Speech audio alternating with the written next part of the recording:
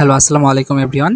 আজকে তোমাদের সাথে আমি আছি সাথী ভাইয়া, এক্স নটরডেমিয়ান এবং স্যার সলিমুল্লাহ মেডিকেল কলেজ। ওকে, আজকে তোমাদেরকে এসএসসি লেভেলের ফিজিক্স চ্যাপ্টার 3 অর্থাৎ ফোর্স বল নিয়ে আমরা আলোচনা করব। তোমাদের চ্যাপ্টার 2 ছিল হচ্ছে তোমাদের মোশন অর্থাৎ গতি নিয়ে। এখন হচ্ছে কি, আগে আমরা মোশনটা জানছিলাম, বাট এখন এই চ্যাপ্টারে আমরা আলোচনা করব ওই মোশনটার অর্থাৎ গতির কিভাবে সৃষ্টি হয়। আমরা জানি যদি বল প্রয়োগ করি তখনই হচ্ছে কি আমাদের একটা মোশন অথবা গতির সৃষ্টি হয়। সো এখন হচ্ছে কি আমরা বল বল প্রয়োগ করার ফলে একটা বস্তুর গতির অবস্থার কি পরিবর্তন হয়, অন্যান্য আনুষঙ্গিক কি পরিবর্তন হয়, এই সবগুলো বিষয় নিয়ে আমরা এখন আলোচনা করব। সো আমাদের প্রথম স্লাইডে বলা হচ্ছে কি, তোমার ফোর্স অর্থাৎ বল মানে কি। বল মানে কি এই জিনিসটা আমরা এক কথায় বলতে পারি হচ্ছে যার প্রয়োগে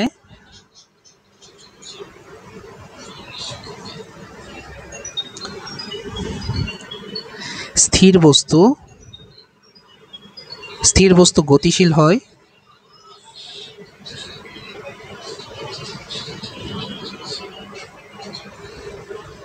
অর্থাৎ বল বলতে আমরা বলতে পারি যার প্রয়োগে হচ্ছে কি আমাদের স্থির বস্তু গতিশীল হয় বা গতিশীল বস্তু স্থির হয়।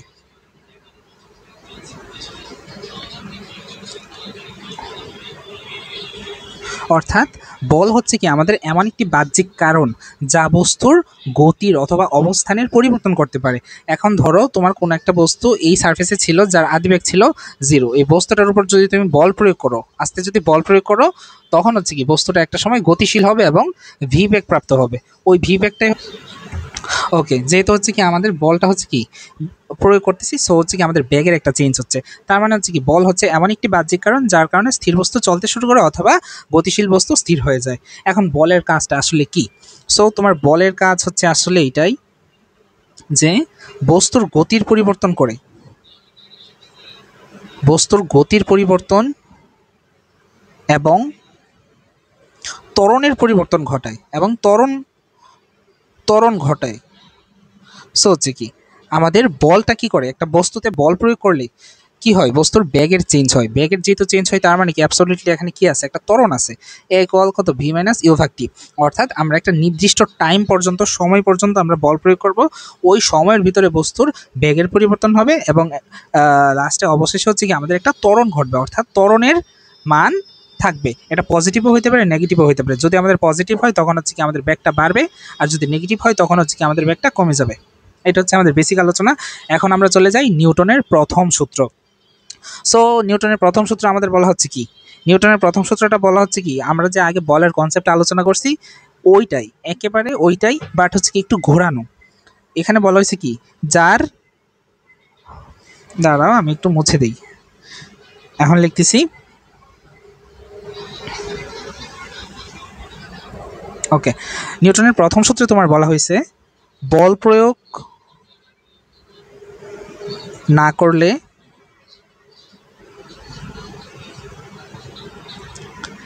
স্থির বস্তু স্থির থাকবে এবং সমবেগে চলতে থাকা বস্তু সমবেগে চলতে থাকবে।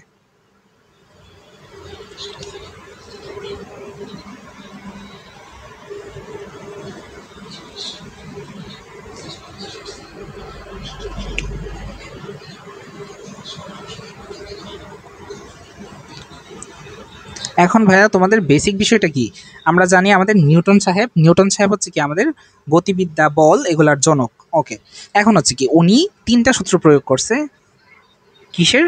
নিউটনের গতিসূত্র হচ্ছে কি বলের 3টা সূত্র আছে, প্রথম সূত্র, দ্বিতীয় সূত্র এবং তৃতীয় সূত্র, এই 3টা সূত্র আছে। এখন হচ্ছে কি তুমি দেখো, এই যে প্রথম সূত্রটাই আমাদের নিউটন সাহেবের যে প্রথম সূত্রটা, এই প্রথম সূত্রটা অ্যাকচুয়ালি হচ্ছে কি আমাদের বলের সংজ্ঞা। তার মানে কি, তোমাকে যদি কখনো বলা হয় নিউটনের প্রথম সূত্র আসলে কি বোঝায়, বলের ধারণা এবং জড়তা, এই 2টা বিষয় সে প্রকাশ করে। সো বুঝতে পারছো, নিউটন সাহেব 3টা সূত্র দিল, 3টা সূত্রের প্রথম সূত্রটা হচ্ছে কি বলের বেসিক অর্থাৎ বলের সংজ্ঞা হয়ে গেছে। তারপর তোমার সেকেন্ড টপিকসটা হচ্ছে কি জড়তা। ওকে, জড়তা জিনিসটা কি? জড়তা হচ্ছে কি বস্তু যে অবস্থায় আছে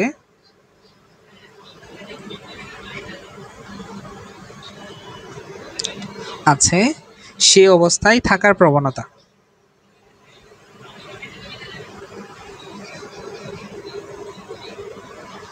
থাকার প্রবণতা। ওকে, এটা দ্বারা কি বোঝাচ্ছে? ধরো কোনো একটা বস্তু স্থির অবস্থায় ছিল, ওই বস্তুটার ইচ্ছা হবে আমি সারা জীবন অর্থাৎ আজীবনেই সে স্থির থাকবে। অথবা কোনো একটা বস্তু সমবেগে গতিশীল ছিল, তার একটা প্রবণতা থাকবে যে সে সারা জীবন অর্থাৎ ইনফিনিটি পর্যন্ত সে সমবেগে চলতেই থাকবে চলতেই থাকবে।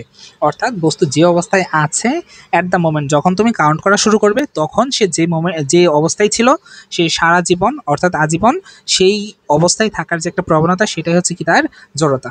সো জড়তার অনেক উদাহরণ আছে, বাস্তব উদাহরণ আছে আমাদের জীবনে, এগুলো আমরা একটু আলোচনা করি। ওকে, এই বিষয়গুলো একটু ছোট করে দিই তাহলে আমাদের লিখতে সুবিধা হবে। ওকে ওকে, এখন যদি আমরা তোমার সাথে ওই জিনিসটা আলোচনা করি। ওকে ঠিক আছে, এখন যদি আমরা ওই জিনিসটা জড়তার উদাহরণ নিয়ে এখন আলোচনা করব। চলো, জড়তার উদাহরণ, জড়তার এক্সাম্পল কি কি আছে? যেমন যখন তুমি বাসে যাচ্ছ, যখন তুমি বাসে আছো তখন কি করে, বাস যখন ব্রেক করে তখন তুমি কি হয়, তখন তুমি সামনের দিকে হেলে যাও। তখন বাসে ব্রেক কষলে কি হয়, তুমি সামনে হেলে যাও, সামনে হেলে যাও। কারণটা কি? কারণটা হচ্ছে কি, তোমার গতি জড়তা। বাস প্রথমে গতিশীল অবস্থায় ছিল, কোনো একটা মোমেন্টে সে কী করছে, তার স্পিড ব্রেকারটা চেপে দিছে, তখন হচ্ছে কি বাসটা থেমে যাবে এবং হচ্ছে কি তোমার বডির নিচের পার্টসগুলো অর্থাৎ পা থেকে কোমর পর্যন্ত বাসের সাথে অ্যাটাচ ছিল, বাসের সিটের সাথে, তখন সেও স্থির হয়ে যাবে। বাট তোমার যে পিঠ, মাথা থেকে শুরু করে হাত পা, এই অঙ্গগুলো কী হয়েছে, হাত, তারা হচ্ছে গতিশীল ছিল এবং গতিশীল থাকতে চাচ্ছে। সো কী করবে, তারা একটু সামনের দিকে হেলে যাবে।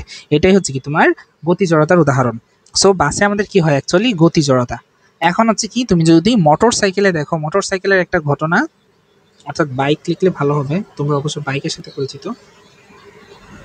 ওকে, আমি যদি এখানে বাইক লিখি, বাইকে অ্যাকচুয়ালি কি ঘটনা ঘটে, ধরো তুমি তোমার বন্ধুর বাইকে উঠছো, বন্ধু তোমাকে না জানায় হুট করে টান দিল, তখন তোমার কি হয়, বাইকে যখন হুট করে টান দিলে কি হয়, হুট করে টান দিলে তুমি দেখতে পারতেছো যে তুমি তোমার বডির সামনের অংশটা অর্থাৎ মাথা, পিঠ, তারা কি করতেছে, পিছনের দিকে হেলে যাচ্ছে। কারণটা কি? কারণ হচ্ছে কি, তখন তোমার নিচের বডি পার্টসগুলো কি ছিল, গতিশীল অবস্থায় ছিল, বাট তোমার শরীরের উপরের অংশগুলো স্থির অবস্থায় ছিল এবং স্থির অবস্থায় থাকতে চাচ্ছে। ওইটার প্রবণতাই হচ্ছে কি তার স্থিতি জড়তা। সো এখানে আমরা একটা পাইলাম গতি জড়তা, আর এইখানে আমরা কি পাবো, স্থিতি জড়তা। সো আমরা এখানে দুইটা জড়তা জেনে গেলাম। সো তোমার কোয়েশনটা মোস্ট প্রবাবলি যে কোয়েশনটা আসতে পারে সেটা হচ্ছে কি, নিউটনের প্রথম সূত্র দ্বারা কি প্রকাশ করা হয়, অথবা নিউটনের প্রথম সূত্রের অপর নাম কি। এটাকে তুমি জড়তা সূত্র বলতে পারো অথবা বলের সূত্র বলতে পারো। ওকে, সো আমাদের এই বেসিকগুলো শেষ হয়েছে। এখন চলো একটা গ্রাফ অ্যানালাইসিস করি, কারণ হচ্ছে কি এই চ্যাপ্টারটা পড়তে গেলে আমাদের আরও বেসিক থেকে ডিপ থেকে পড়া লাগবে এবং হচ্ছে কি বিভিন্ন গ্রাফ অ্যানালাইসিস করা লাগবে। এখানে আমরা কি দেখতে পাচ্ছি, এখানে আমরা দেখতে পাচ্ছি যে সময় টি এর সাপেক্ষে কি বস্তুর কি দেয়া আছে, সরণ দেয়া আছে অথবা দূরত্ব দেয়া আছে। এটা যদি আমরা অ্যানালাইসিস করি তখন দেখতেছি কি সময় বাড়তেছে, বাট বস্তুর অবস্থানের কোনো চেঞ্জ হচ্ছে না। তার মানে কি বস্তু স্থির। সো এখানে বস্তুটা স্থির। এই যে আমরা এই পাশেই গ্রাফটা দেখতে পাচ্ছি যে সময় টি বাড়তেছে বাট বস্তুর বেগ বাড়তেছে না, অর্থাৎ এখানে বস্তুটা কি স্থির অবস্থায় আছে, স্থির অবস্থায় আছে, সময় বাড়তেছে বাট বস্তুর আদি অবস্থানে আছে অর্থাৎ স্থির অবস্থায় আছে। ওকে, ব্ল্যাক একটা কলম নেই। এখন তুমি দেখতে পাচ্ছ যে তোমার টি বাড়তেছে, ভালো কথা, টি বাড়তেছে, তোমার স্মরণের মানেও পরিবর্তন হচ্ছে, অর্থাৎ এক্স এর মানেরও চেঞ্জ হচ্ছে। যেহেতু চেঞ্জ হচ্ছে সময়ের সাথে, সো এখানে কি পাচ্ছ তুমি বলো তো, তোমার একটা বেগ পাচ্ছ, বেগ ভি ইকুয়াল কত, ডিএক্স ভাগ ডিটি পাইতেছো না, তোমার বেগ পাচ্ছ। এখন যদি বেগের পরিবর্তনের হার যদি সমান হয় তাহলে তুমি কি পাবা, একটা এই যে এই রেখার মতো একটা সমবেগ পাবা। সমবেগে কি থাকে, বেগের পরিবর্তনের হার সমান থাকে। সো এটা কি হবে, তোমার সমবেগ, সরি বেগের পরিবর্তনের হার না, এটা তোমার বেগের পরিবর্তন। বেগের পরিবর্তনটা তখন কি হবে, তোমার সমান থাকবে। এখন যদি তুমি সেকেন্ড থার্ড চিত্রে যাও, তোমার টাইম এখানে চেঞ্জ হচ্ছে বাট তোমার দূরত্বেরও চেঞ্জ হচ্ছে, কিন্তু কিভাবে, এটা তোমার চেঞ্জ হচ্ছে কিভাবে দেখো তো, x is proportional to T square এই সাপেক্ষে। এখন তুমি একটা সূত্র পড়ছো, s equal UT plus half a t square. এখানে তুমি কি দেখতে পাচ্ছ, এস ইজ প্রপোর্শনাল টু কি, টি স্কোয়ার, তার মানে কি তোমার এ এখানে কনস্ট্যান্ট, এখানে তোমার কি কনস্ট্যান্ট, এখানে তোমার এ জিনিসটা কনস্ট্যান্ট। তার মানে কি তোমার এখানে অবশ্যই একটা ত্বরণ হচ্ছে। সো এখানে সময়ের সাথে একটা ত্বরণ হচ্ছে। এই যে একটা ত্বরণের গ্রাফ পাইছি এবং একটা ঢাল পাইছি, মানে বেগের গ্রাফের সাথে যদি আমরা কম্পেয়ার করি তাহলে একটা ত্বরণ পাবো। ত্বরণ হচ্ছে কি তোমার ডিবি ভাগ ডিটি পাইছি, এইটাই হচ্ছে কি তোমার একটা ত্বরণ। অর্থাৎ প্রথম চিত্রটা যদি আমরা আবার একটু বিশ্লেষণ করি, সবটা মুছে আবার একটা সুন্দরভাবে রিক্যাপ করে দিই। ওকে, এখানে টাইম বাড়তেছে, দূরত্বের চেঞ্জ হচ্ছে না। তার মানে কি বস্তু যে অবস্থায় ছিল সেই অবস্থায় আছে। এই যে সেকেন্ড চিত্রে আমরা দেখতে পাচ্ছি বস্তুর অবস্থানের চেঞ্জ হচ্ছে না, অর্থাৎ ব্যাগ ইকুয়াল 0। পরবর্তী চিত্রে আমাদের টাইম বাড়তেছে, অবস্থানেরও পরিবর্তন হচ্ছে। যেহেতু এটা সমানভাবে পরিবর্তন হচ্ছে সমান হারে, সো এটাকে আমরা কি বলতে পারি, সমবেগ বলতে পারি। সো এটার ব্যাগ ইকুয়াল কত, ভি, অর্থাৎ কনস্ট্যান্ট। কনস্ট্যান্ট অর্থাৎ সমবেগ। তারপরে যখন আমরা দেখব টি এর সাপেক্ষে দূরত্বের পরিবর্তন হচ্ছে, বাট এটা টি স্কোয়ার আকারে পরিবর্তন হচ্ছে, তখন আমরা এই জিনিসটা লিখতে পারি S equal UT plus half A T square. এই সূত্র আকারে আমরা কি বলতে পারি, S is proportional to T square. তার মানে কি এখানে একটা ত্বরণ আছে। এই ত্বরণটা আমাদের কত, এই ত্বরণটা হচ্ছে কি এই রেখার ঢাল, এ ইকুয়াল কত তোমার ডিবি ভাগ ডিটি। সো এই জিনিসটা হচ্ছে কি তোমার একটা ত্বরণ। ওকে, তার মানে এখানে আমরা কি করলাম, আমরা সম্পূর্ণ গ্রাফটা অ্যানালাইসিস করলাম। গ্রাফ অ্যানালাইসিস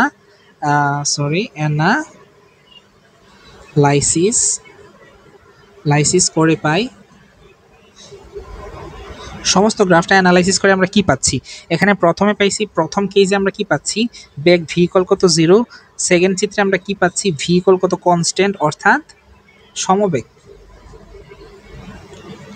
থার্ড চিত্রে আমরা কি পাচ্ছি, বেগের পরিবর্তনের হার সমান অর্থাৎ ত্বরণ, অর্থাৎ এখানে সমত্বরণ হচ্ছে। এই বিষয়গুলো যদি বুঝতে পারো তার মানে তুমি বুঝতে পারবে যে তুমি এইখানের গ্রাফগুলো অ্যানালাইসিস করার মতো বেসিকটুকু তোমার জ্ঞান আছে এবং তুমি এটা বুঝতে পারছো। ওকে, পরবর্তীতে যদি আমরা চলে যাই, আমাদের পরবর্তী টপিকসটা হচ্ছে কি তোমার একেবারে মৌলিক বল সমূহ। এখন হচ্ছে কি মৌলিক বল কাদেরকে বলা হয়, এই কোয়েশনে যদি আমরা আনসার দিই, আমাদের মৌলিক বল হচ্ছে কি 4 প্রকার। কি কি টাইপ, একটা হচ্ছে তোমার মহাকর্ষ বল, সেকেন্ডটা হচ্ছে তোমার তড়িৎচুম্বকীয় বল। এই টপিকসগুলো ভাইয়া খুবই ইম্পর্টেন্ট, এগুলো হচ্ছে তোমাকে ভালো করে পড়ে রাখা লাগবে, কারণ এইখান থেকে তোমার ক খ নাম্বারের কোয়েশনগুলো চলে আসতে পারে। এমনকি হচ্ছে কি গ ঘয়েও তোমার এই কনসেপ্টগুলো অনেক কাজে লাগতে পারে। সো তোমার হচ্ছে কি মহাকর্ষ বল, তড়িৎচুম্বকীয় বল, তারপর হচ্ছে কি তোমার দুর্বল নিউক্লিয় বল, দুর্বল নিউক্লিয় বল, দেন তোমার হচ্ছে কি সবল নিউক্লিয় বল।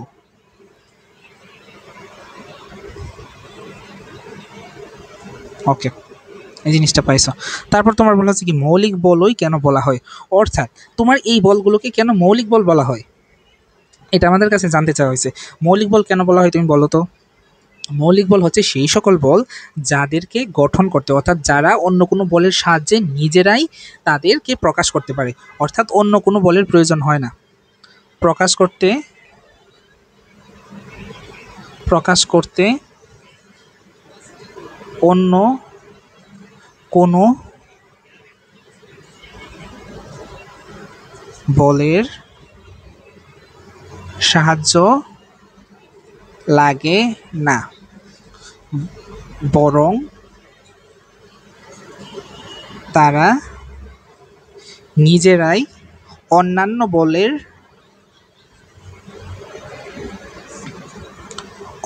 বলের জন্ম দিয়ে থাকে, জন্ম দেয়। অর্থাৎ মৌলিক বল হচ্ছে কি তাদের অন্য কোনো বলের হেল্পের দরকার হয় না, তারা নিজেরাই কি করে অন্যান্য বলকে প্রকাশে সাহায্য করে। ওকে, ঠিক আছে। এখন যদি দেখি এদেরকে কি কি বৈশিষ্ট্য, এদের কি কি বৈশিষ্ট্য তোমার জানা লাগবে। তোমার যে মৌলিক বল টপিক্সটা পড়ছো, এই মৌলিক বলের যে টপিক্সগুলো তোমার সাহায্য লাগবে, কি কি জিনিস জানা লাগবে। তাদের প্রথমে হচ্ছে কি তাদের টাইপস, তারা কয় প্রকার, তুমি যে মৌলিক বল পড়তেছো তারা কয় প্রকার সেটা জানা লাগবে। তাদের কিছু ক্যারেক্টারিস্টিক্স, তাদের কিছু বৈশিষ্ট্য তোমার জানা লাগবে। তারা কত দূরত্বে কাজ করে তাদের ডিস্টেন্স জানা লাগবে। তাদের কতটুকু শক্তি, অর্থাৎ তাদের এনার্জি, অর্থাৎ তাদের একটার সাপেক্ষে অন্যটার কতটুকু পাওয়ার, এটা তোমার জানা লাগবে। তারপর হচ্ছে তোমার তাদের একক, অর্থাৎ তাদের ইউনিট জানা লাগবে, তাদের অ্যাট্রাকশন, তারপরে যে রিপালশন, এই বিষয়গুলো তোমার জানা লাগবে। এগুলো হচ্ছে কি আমরা পরবর্তী স্লাইডে এগুলো চার্টে এখন আলোচনা করব। ওকে, এখন হচ্ছে কি আমরা একটা বক্স বানাই এটা আলোচনা করি।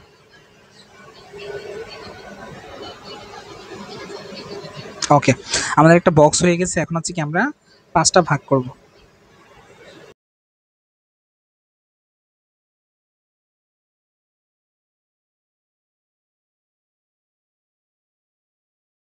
আমাদের বক্স করা হয়ে গেছে, এখন জাস্ট আমরা নামগুলো লিখব। নাম কি কি নাম আছে আমাদের? গ্রেভিটেশনাল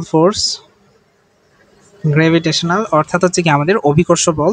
দেন হচ্ছে কি আমাদের তড়িৎচুম্বকীয় বল অর্থাৎ ইলেকট্রোম্যাগনেটিক ফোর্স। দেন হচ্ছে কি আমাদের উইক নিউক্লিয়ার ফোর্স। তারপর হচ্ছে কি আমাদের স্ট্রং নিউক্লিয়ার ফোর্স। ওকে, এখন হচ্ছে কি আমরা তাদের যে যে বৈশিষ্ট্যগুলো জানবো, চলো এগুলো নিয়ে এখন একটু আলোচনা করি। তাদের সংজ্ঞা এখন আমাদের জানা লাগবে, অর্থাৎ তারা কি প্রকাশ করে। গ্রেভিটেশনাল ফোর্স হচ্ছে তোমার দুটি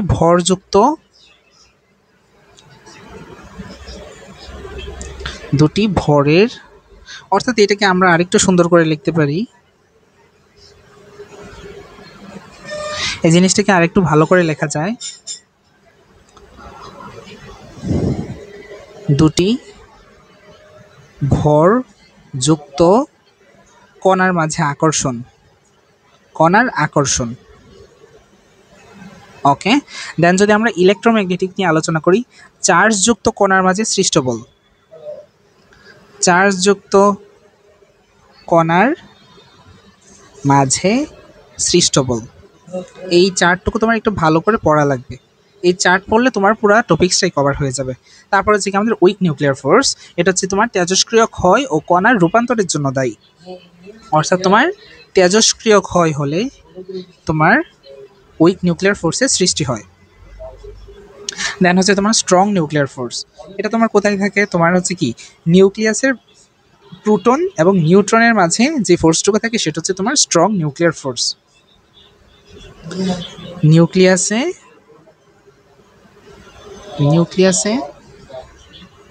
প্রোটন এবং প্রোটন নিউট্রনের মাঝে এই বল সক্রিয় থাকে। দেন হচ্ছে কি আমরা একটা এক্সাম্পল জানবো, উদাহরণ। অর্থাৎ তোমার একটা উদাহরণ এখন জানা লাগবে। কি উদাহরণটা জানবা বলো তো? যেমন এখানে তোমার গ্রেভিটেশনাল ফোর্সের অন্যতম উদাহরণ হচ্ছে কি পৃথিবী ও চাঁদ। দেন হচ্ছে কি তুমি যদি ইলেকট্রোম্যাগনেটিক ফোর্স নিয়ে আলোচনা করো, সেটা হচ্ছে কি তোমার চুম্বকের যে আকর্ষণ বিকর্ষণ। ওকে, দেন হচ্ছে কি তোমার উইক নিউক্লিয়ার ফোর্সের উদাহরণ হচ্ছে কি তোমার বিটা ক্ষয় হচ্ছে তোমার কি তেজস্ক্রিয় ক্ষয়। দেন হচ্ছে যখন তুমি স্ট্রং নিউক্লিয়ার ফোর্সের উদাহরণ জানতে যাবা, তখন হচ্ছে কি তোমার প্রোটন নিউট্রনের যে বন্ধন আছে, বন্ধন।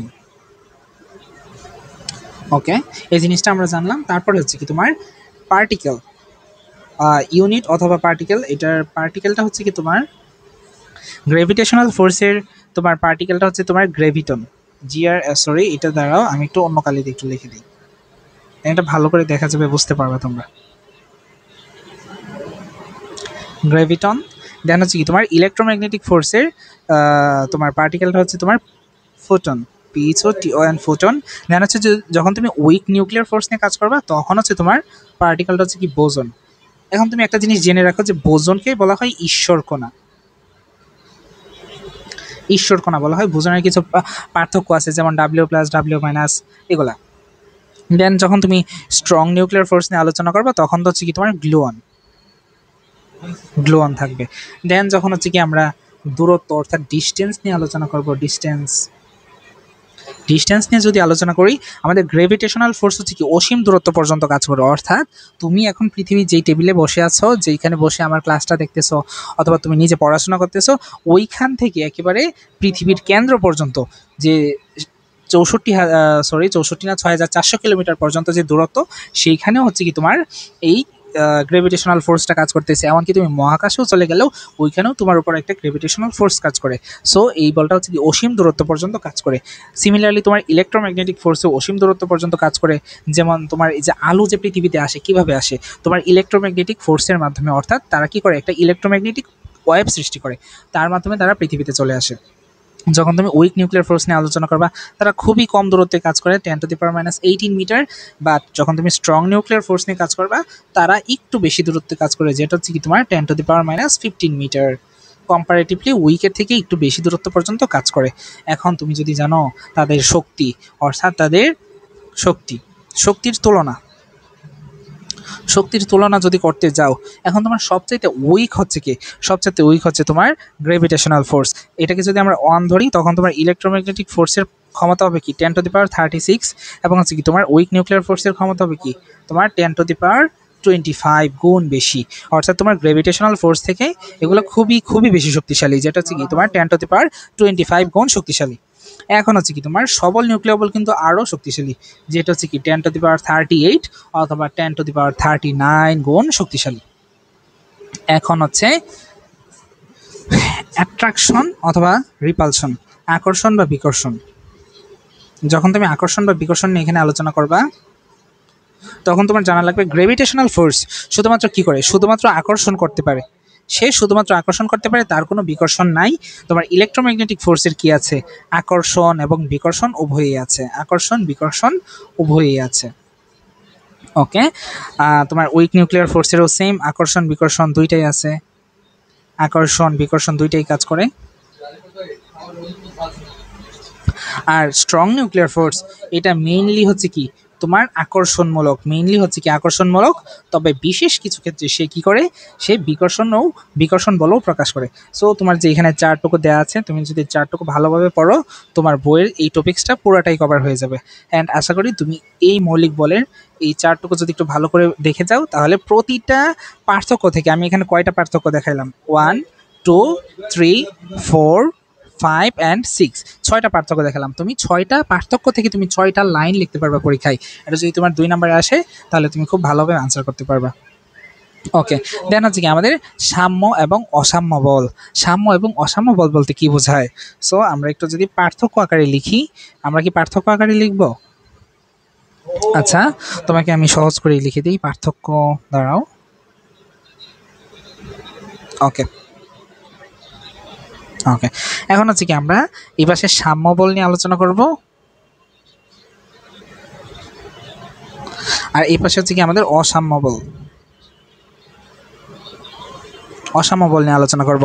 সাম্য বল হচ্ছে কি যখন একাধিক বল মিলে বস্তুর গতির অবস্থার পরিবর্তন করতে পারে না। একাধিক বল মিলেও বস্তুর গতির অবস্থার পরিবর্তন করতে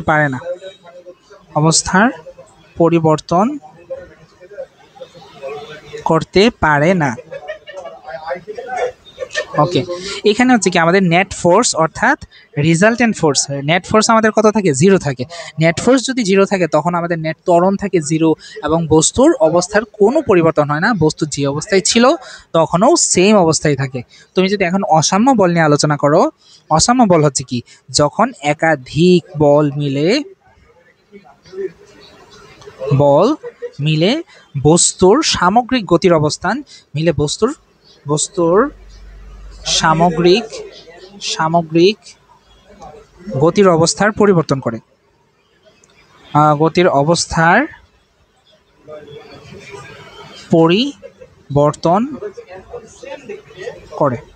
তাকে আমাদের কি বলা হয়, অসাম্য বল।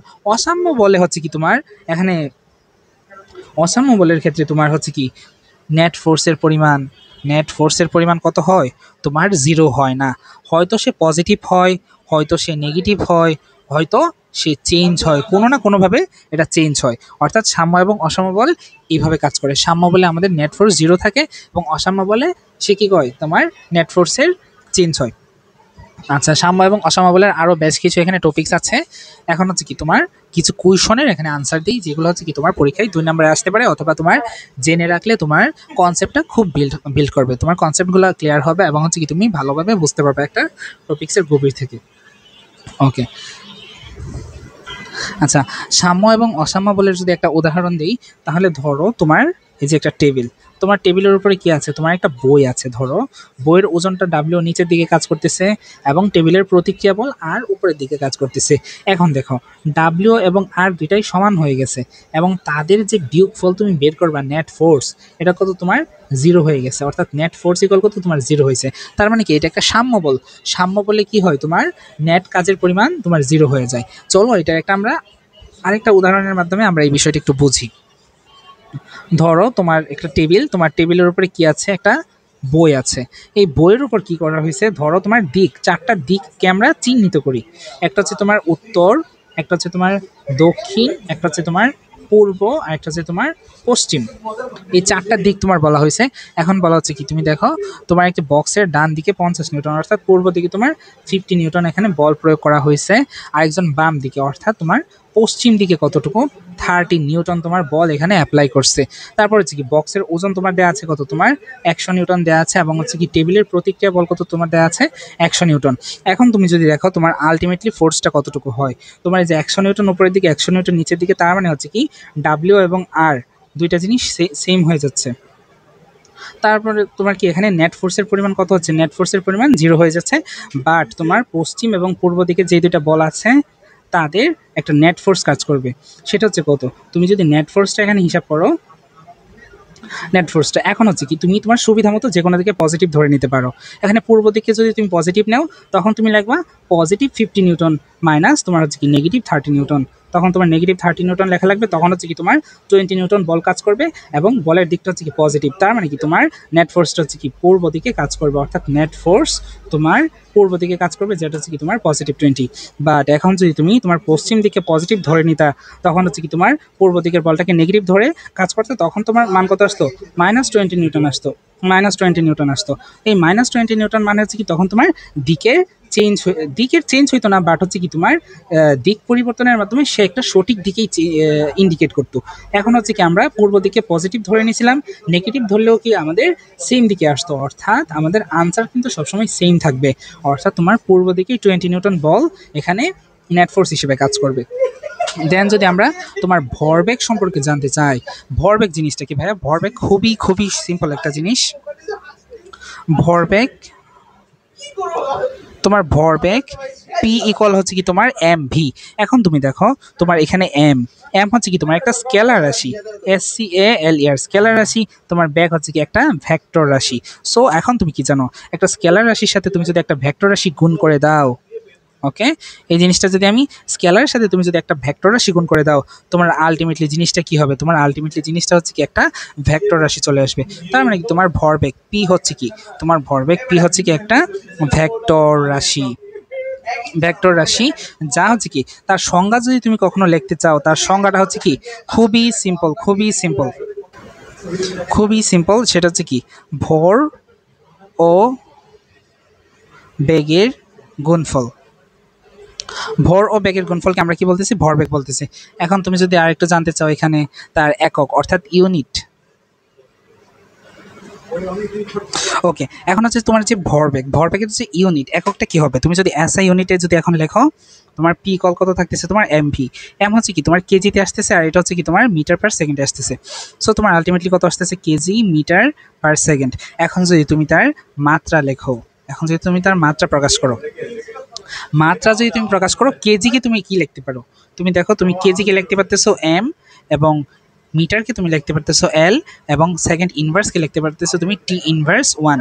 এটাই হচ্ছে কি তোমার মাত্রা, এই জিনিসটা হচ্ছে কি তোমার মাত্রা। সো আমরা মাত্রাটা কি লিখতে পারি, মাত্রা হচ্ছে কি তোমার ML T−1। কীভাবে লিখলাম, কারণ হচ্ছে কি আমাদের যে কেজি, আমরা জানি আমাদের এম দ্বারা কি প্রকাশ করে, মাস প্রকাশ করে, মাস অর্থে কি তার ওজন অর্থাৎ তার ভর কতটুকু, তারপর হচ্ছে কি এল দ্বারা তোমার লেংথ প্রকাশ করতেছে, লেংথের একক কি তোমার GTH লেংথ, তোমার হচ্ছে কি মিটার, টি দ্বারা তোমার কি টাইম প্রকাশ করতেছে, টাইমের একক কি তোমার সেকেন্ড। অর্থাৎ এই বেসিক বিষয়গুলো তোমার জানা থাকলে তুমি কি করতে পারবা, তুমি খুব ইজিলি ভরবেগের সূত্র টুত্র সব কিছু একেবারে বের করতে পারবা। এখন তোমার ভরবেগের কিছু এক্সাম্পল দেওয়া আছে, সো চলো আমরা এক্সাম্পলগুলো সলভ করে ফেলি।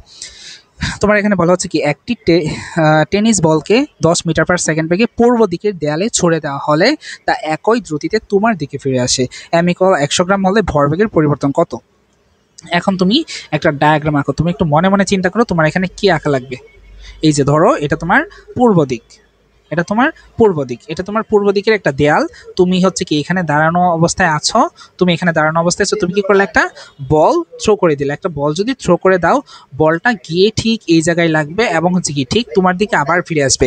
তার মানে কি আমরা যদি এইটাকে 10 মিটার/সেকেন্ড ধরে নেই, পজিটিভ 10 মিটার/সেকেন্ড, পরেরটাকে আমরা কি লিখতে পারবো -10 মিটার/সেকেন্ড। সো আমাদের কি হবে, ভরবেগের পরিবর্তন জানতে চাইছে। তার মানে কি আমাদের যে এখানে ঘটনাটা ঘটছে, ঘটনার পূর্বে ভরবেগ কতটুকু? ঘটনার পূর্বে আমাদের ভরবেগ পি হচ্ছে কি আমাদের এম ভি। এম হচ্ছে কি তোমার এমটা আমরা স্থির রাখি, এমটা এখন আমরা এমটা নিয়ে কোনো কাজ করব না, আমরা জাস্ট ভি এর পরিবর্তন করব। ভি হচ্ছে কি তোমার +10, সো তোমার কত থাকতেছে 10 m।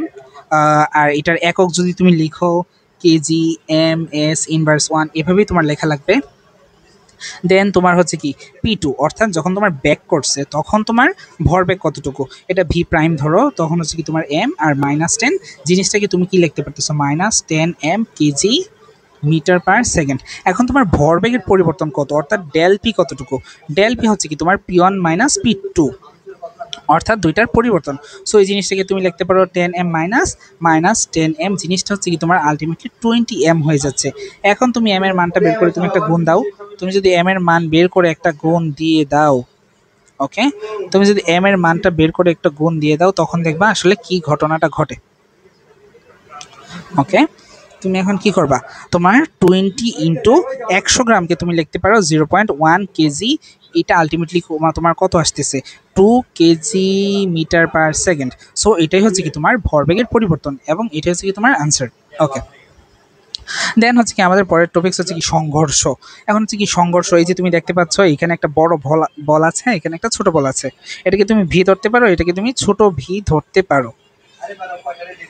অর্থাৎ এইটার ব্যাগটাকে যদি পজিটিভ ধরো, এটার ব্যাগটাকে তোমার নেগেটিভ ধরা লাগবে এবং তাদের মাঝে হচ্ছে কি একটা সংঘর্ষ হবে। এখন সংঘর্ষ কয় প্রকার? সংঘর্ষ ভাইয়া তোমার 2 প্রকার। সংঘর্ষের প্রকারভেদ কি কি? সংঘর্ষ হচ্ছে তোমার অবশ্যই 2 প্রকার এবং কি কি? একটা হচ্ছে তোমার স্থিতিস্থাপক সংঘর্ষ, একটা হচ্ছে কি তোমার স্থিতিস্থাপক সংঘর্ষ, আর একটা হচ্ছে তোমার অস্থিতিস্থাপক সংঘর্ষ। অস্থিতিস্থাপক সংঘর্ষ। এখন তুমি দেখো তোমার স্থিতিস্থাপক সংঘর্ষ বলতে কি বোঝাইছে।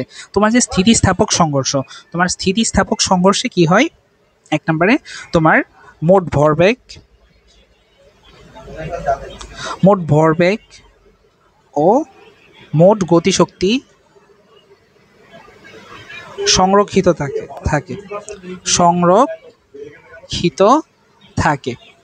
সো এই জিনিসটাকে আমরা কিভাবে লিখতে পারি, মোট ভরবেগ অর্থাৎ তোমার সংঘর্ষের পূর্বের ভরবেগের সমষ্টি এবং পরের ভরবেগের সমষ্টি সমান হবে, এবং হচ্ছে কি সংঘর্ষের পূর্বের গতিশক্তি এবং পরের গতিশক্তিও কি হবে তোমার ইকুয়াল হবে। সো এই জিনিসটাকে আমরা 1 নাম্বার দিয়ে লিখতে পারি m1v1 প্লাস এই জিনিসটাকে আমরা একটু E1 দ্বারা সংজ্ঞায়িত করি। E1 দ্বারা সংজ্ঞায়িত করলে আমরা লিখতে পারি তোমার m1u1 প্লাস হচ্ছে কি তোমার m2u2 ইকুয়াল হচ্ছে কি তোমার m1v1 প্লাস হচ্ছে কি তোমার m2v2। এটা হচ্ছে তোমার ভরবেগের সংরক্ষণশীলতা, ভরবেগের সংরক্ষণশীলতা। ওকে, বোঝা গেল? ওকে, দেন হচ্ছে কি আমরা যখন মোট গতিশক্তি সংরক্ষণশীলতা নিয়ে আলোচনা করব, তখন হচ্ছে আমরা লিখতে পারি হাফ m1u1 স্কোয়ার প্লাস হচ্ছে কি তোমার হাফ m2u2 স্কোয়ার ইকুয়াল কত তোমার হাফ m1v1 স্কোয়ার প্লাস হচ্ছে কি তোমার হাফ m2v2 স্কোয়ার। এখানে হচ্ছে কি তোমার গতিশক্তির সংরক্ষণশীলতা হবে, গতিশক্তির সংরক্ষণ হবে। ওকে, এটা হচ্ছে তোমার এটা কখন হবে, এটা হচ্ছে তোমার যখন স্থিতিস্থাপক সংঘর্ষ নিয়ে আমরা আলোচনা করতেছি তখন এই ঘটনাগুলো ঘটবে, বাট যখন তুমি অস্থিতিস্থাপক সংঘর্ষ নিয়ে আলোচনা করবে তখন হচ্ছে কি তোমার এগুলা ইকুয়াল হবে না, অর্থাৎ তাদের চেঞ্জ হবে, তাদের মানগুলা সেম হবে না।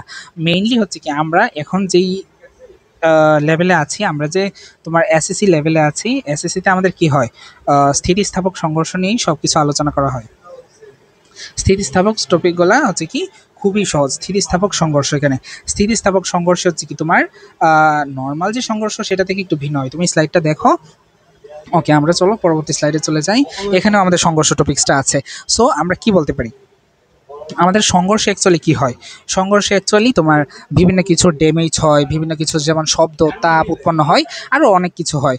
বাট তোমার স্থিতিস্থাপক সংঘর্ষ এগুলার কিছুই হয় না।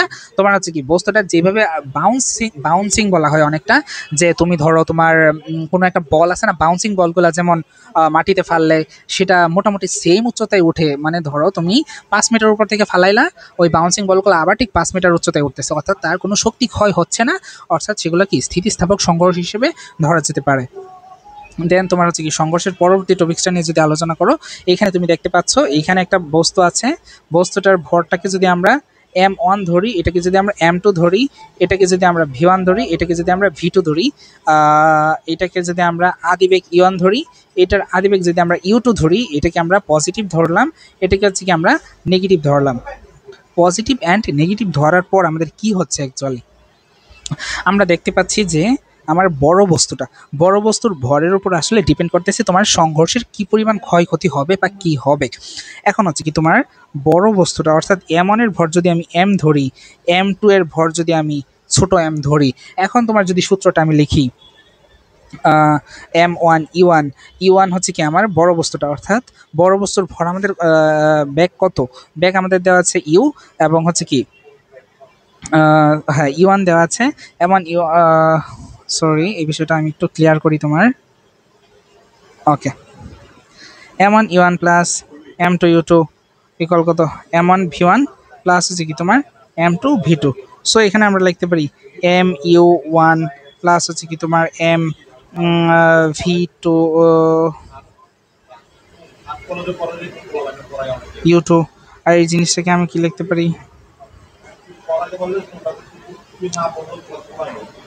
MV1 প্লাস হচ্ছে কি তোমার MV2। এর মাধ্যমে হচ্ছে কি আমি তোমার বড় বস্তুর শেষ বেগটা আমি বের করতে পারতেছি। কীভাবে বের করতেছি তুমি দেখো তো, এটা তোমার MU1 প্লাস হচ্ছে কি তোমার MV2 মাইনাস MV2 ভাগ হচ্ছে কত, সরি এটা তোমার MU2 হবে। এই জিনিসটা হচ্ছে কি তোমার এটা হচ্ছে কি তোমার MU2 হবে, আর এটা হচ্ছে কি তোমার MV হবে। দেন হচ্ছে কি আমরা M দ্বারা ভাগ করে দিব, দেন হচ্ছে কি তোমার একটা সংঘর্ষ হয়ে যাবে। আচ্ছা, এখন হচ্ছে কি আমরা যদি এখানে দেখি, ওকে, এখন হচ্ছে কি আমরা যদি একেবারে সূত্র ইউজ করে যদি কাজগুলো করতে যাই তখন আমাদের কি হয়, তখন হচ্ছে কি তোমার এই যে বড় বস্তুর ব্যাগটাকে আমরা V1 ধরছি, এবং হচ্ছে কি আমি একটু অন্য কালার ইউজ করি, বড় বস্তুটাকে V1 ধরছি এবং ছোট বস্তুটাকে আমরা কি ধরছি V2 ধরছি, তাদের ব্যাগটুকু আমরা বের করতে পারবো একটু অন্যভাবে, আমরা সূত্র অ্যাপ্লাই করে। ওইখানে হচ্ছে কি আমাদের স্থিতিস্থাপক সংঘর্ষের টপিক্সটা আমরা এখানে ইউজ করছি, করার পর আমরা কি পাবো,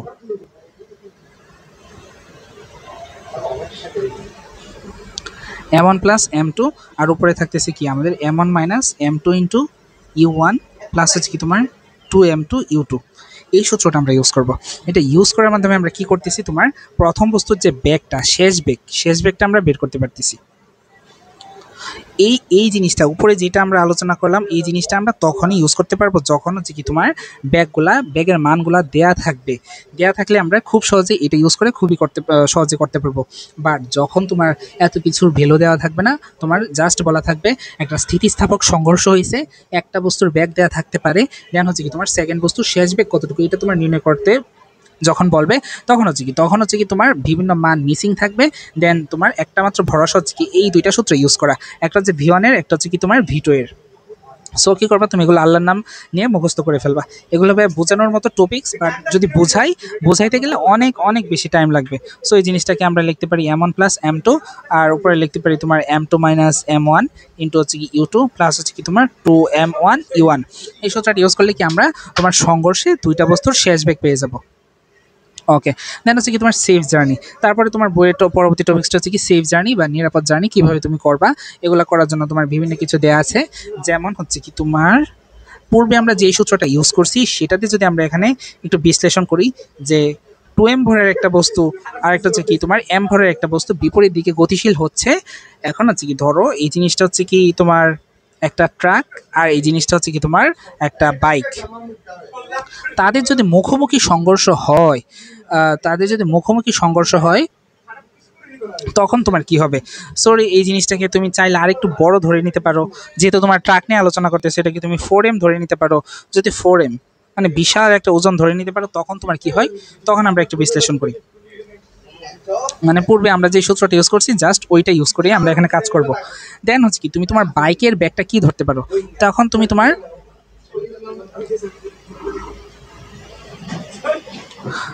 তখন তোমার হচ্ছে কি বাইকের ব্যাগটা ভরটাকে তুমি চাইলে এমকে তুমি 10 to 0 ধরে নিতে পারো। এটা যদি তুমি 0 নাও, তাহলে হচ্ছে কি তুমি একটা ম্যাজিক দেখতে পাবা। কি একটা ম্যাজিক দেখতে পাবা তুমি বলো তো? তোমার যে ট্রাকের ব্যাগটা যদি এখানে বের করি, তোমার M1+0 হয়ে যাবে। এটাকে যদি আমি M1 ধরি, এটাকে যদি আমি M2 ধরি, M2 এর মান হচ্ছে কি আমাদের 10 to 0 হয়ে গেল। বাট হচ্ছে কি উপরের অংশে থাকতেছে আমাদের M1-0 + 2 ইন্টু, এটাকে আমরা যেহেতু 0 ধরে নিয়েছিলাম, সো আমরা আলটিমেটলি কত পাচ্ছি এখানে যদি হিসাব করে? আমরা ইউ পাচ্ছি। তার মানে হচ্ছে কি ট্রাকের কোনো চেঞ্জ হবে না। ট্রাক যে বেগে যাচ্ছিল আদি বেগ, তার শেষ বেগটাও কি সেম হয়ে যাবে। অর্থাৎ আদি বেগ এবং শেষ বেগ সিমিলার হবে, সেম হবে। অর্থাৎ তার বেগের কোনো পরিবর্তন হবে না। বাট বাইকের ক্ষেত্রে আমরা কি দেখব? বাইকের ক্ষেত্রে আমরা একটা অন্য একটা ব্যাপার দেখতে পারবো, যে তোমার বাইকের ক্ষেত্রে কি হবে যখন M1+M2 নিবার উপরে হচ্ছে কি আমাদের M2, অর্থাৎ বাইকের বেগ হচ্ছে কি আমরা 0 ধরে নিয়েছিলাম। বাই ডিস্টার্ব একটু সর।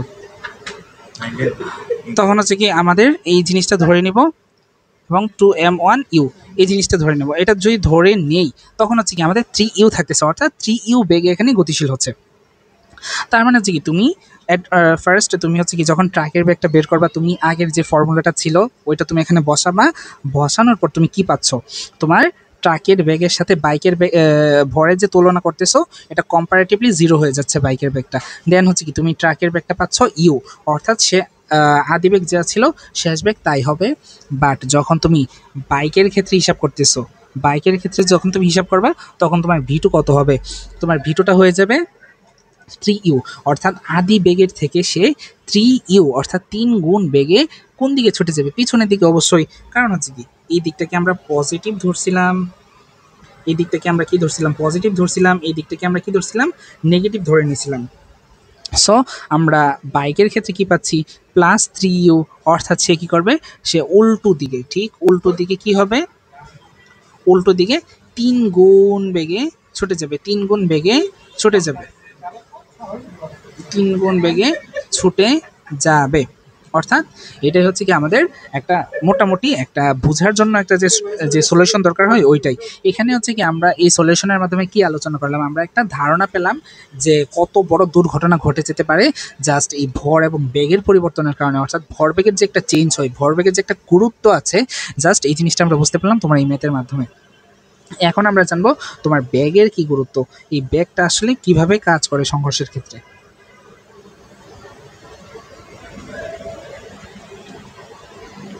এই জিনিসগুলো আমরা একটু ছোট করে দিই। ওকে, এখন হচ্ছে আমরা তোমার যে টপিকসটা নিয়ে আলোচনা করব, এটা অন্য একটা কালার ইউজ করি, আমরা ব্লু কালার ইউজ করতেছি। ওকে, তোমার প্রথমেই বলা আছে কি, ধরো তুমি 1 মিটার/সেকেন্ড বেগে চলতেছো, 2 মিটার/সেকেন্ড বেগে চললে কি হবে? এখন হচ্ছে কি তোমার যে সংঘর্ষ হয় ভাইয়া, তোমার যে সংঘর্ষে আসলে কি হয়? তোমার শক্তি হারায় বা শক্তির অপচয় হয়। এখন দেখো তো তোমার শক্তির ফর্মুলাটা কি ছিল? গতিশক্তি কে ইকুয়াল হচ্ছে কি তোমার 1/2 mv², অর্থাৎ তোমার গতিশক্তি ইজ প্রপোর্শনাল টু v², অর্থাৎ বেগের বর্গের আকারে পরিবর্তন হয়। এখন যখন তোমার বেগ কত ছিল? বেগ যখন 1 মিটার/সেকেন্ড ছিল, তখন তোমার গতিশক্তি কত ছিল? গতিশক্তি ইজ প্রপোর্শনাল টু 1²। তুমি এটা 1এই ধরতে পারো। যখন তোমার বেগ কত হলো? 2 মিটার/সেকেন্ড, তখন দেখো তো তোমার গতিশক্তি কত হয়? Is proportional two 2²। এই জিনিসটাকে তুমি কত লিখতে পারো? 4 লিখতে পারো। সো এই জিনিসটা এটা প্রপোর্শনাল না ভাইয়া, এটা ইকুয়ালি হয়ে যাবে। ওকে, এই জিনিসটা তোমার ইকুয়াল হয়ে যাবে। এখন দেখো তো তুমি তোমার এইখানে যখন 1 মিটার/সেকেন্ড বেগে যাচ্ছিল তার গতিশক্তি ছিল 1, যখন তুমি 2 মিটার/সেকেন্ড বেগে গেলা তখন তোমার গতিশক্তি হয়ে যাচ্ছে 4 গুণ।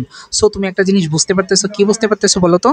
যখন তুমি 1 মিটার/সেকেন্ড থেকে যখন 2 মিটার/সেকেন্ড একটা মাত্র 1 মিটার/সেকেন্ড একটা বেগ বাড়াবা, তখন তোমার কি হচ্ছে, গতিশক্তির 4 গুণ চেঞ্জ হয়ে যাচ্ছে। অর্থাৎ যখন তুমি 2x করে দিবা, অর্থাৎ ডাবল করে দিবা, তখন এখানে গতিশক্তির কি হচ্ছে, আমাদের 4x হয়ে যাচ্ছে। সো যখন হচ্ছে কি আমরা বাইরে চলাচল করবো বা গাড়ি চালাবো, তখন হচ্ছে কি আমাদের খুব হিসাব করে চলতে হবে, কারণ বেগের যতটুকু চেঞ্জ হবে তার বর্গের আকারে তোমার গতিশক্তি চেঞ্জ হবে। অর্থাৎ এখন যদি কোনো একটা সংঘর্ষ হয়, 1 মিটার/সেকেন্ডে যেই ক্ষতিটুকু হইতো এখন হচ্ছে কি 4 গুণ বেশি ক্ষতি হবে, কারণ হচ্ছে কি তোমার 4 গুণ বেশি শক্তি নিয়ে তুমি চলতেছো। সো হচ্ছে কি তোমার গতিশক্তি এখানে এভাবে তোমার করে তোমার সেফ জার্নিতে এইভাবে তোমার ব্যাগগুলা এবং হচ্ছে কি গতিশক্তিগুলা কাজে লাগে। সো হচ্ছে কি তোমার বিভিন্ন জায়গায় দেখবা স্পিড ব্রেকার লাগানো আছে, যে তোমার এত মিটার/সেকেন্ড হচ্ছে নিরাপদ বেগ।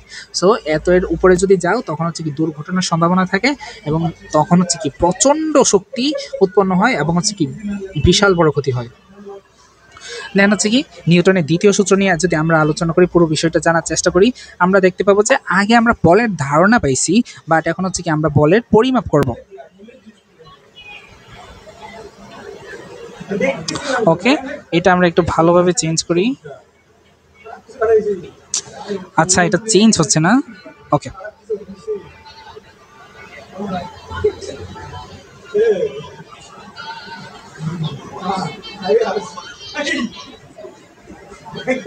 ওকে,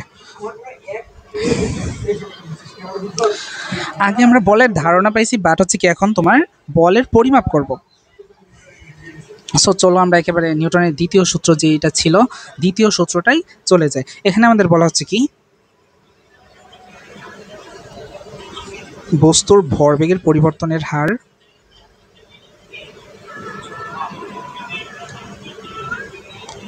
পরিবর্তনের সরি, পুরো লেখাটাই নষ্ট হয়ে গেছে।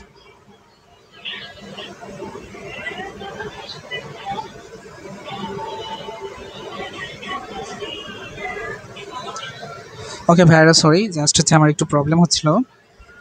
ওকে, এখন যদি আমি লিখি বস্তুর ভরবেগের পরিবর্তনের হার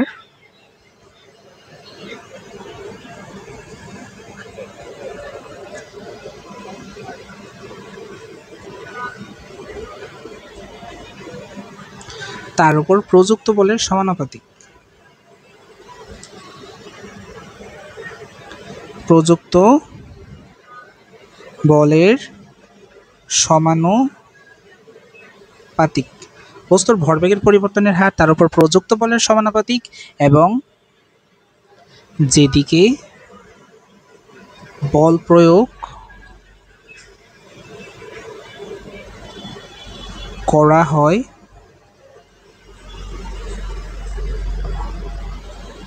বস্তুর ভরবেগের পরিবর্তনও সেদিকে ঘটে। সো এই জিনিসটাকে আমরা আরো একটু সহজভাবে একটু বিশ্লেষণ করতে পারি, এখানে করি। ওকে, এখানে আমাদের বলা হচ্ছে কি, তুমি যদি সূত্রটা আবার একটু দেখো, তার সংজ্ঞাটা বস্তুর ভরবেগের পরিবর্তনের হার, তার মানে কি আমরা ভরবেগের পরিবর্তনটা বের করব, mv মাইনাস mu, যেহেতু আমাদের হার বলা হয়েছে, সুতরাং mv মাইনাস mu ভাগ টি, বস্তুর ভরবেগের পরিবর্তনের হার তার উপর প্রযুক্ত বলের সমানুপাতিক। অর্থাৎ এই জিনিসটা হচ্ছে কি বলের সমানুপাতিক। সো এই জিনিসটাকে যদি আমরা একটু সিম্পলিফাই করি, ভি মাইনাস ইউ ভাগ টি ইজ প্রপোর্শনাল টু হচ্ছে কি এফ। সো এটাকে আমরা কি লিখতে পারি, এম ইন্টু এ, কারণ ত্বরণের সূত্র আমরা কি জানি, a equal v minus u ভাগ t is proportional to f. So এটাকে আমরা কি লিখতে পারি, m a equal k f. এখানে হচ্ছে কি আমরা একটা সহগ নিয়ে আসছি কে, তারপর হচ্ছে কি সহগের মানটা আমরা, এটা হচ্ছে এক্সপেরিমেন্টের মাধ্যমে সহগের মান বের করা হয়।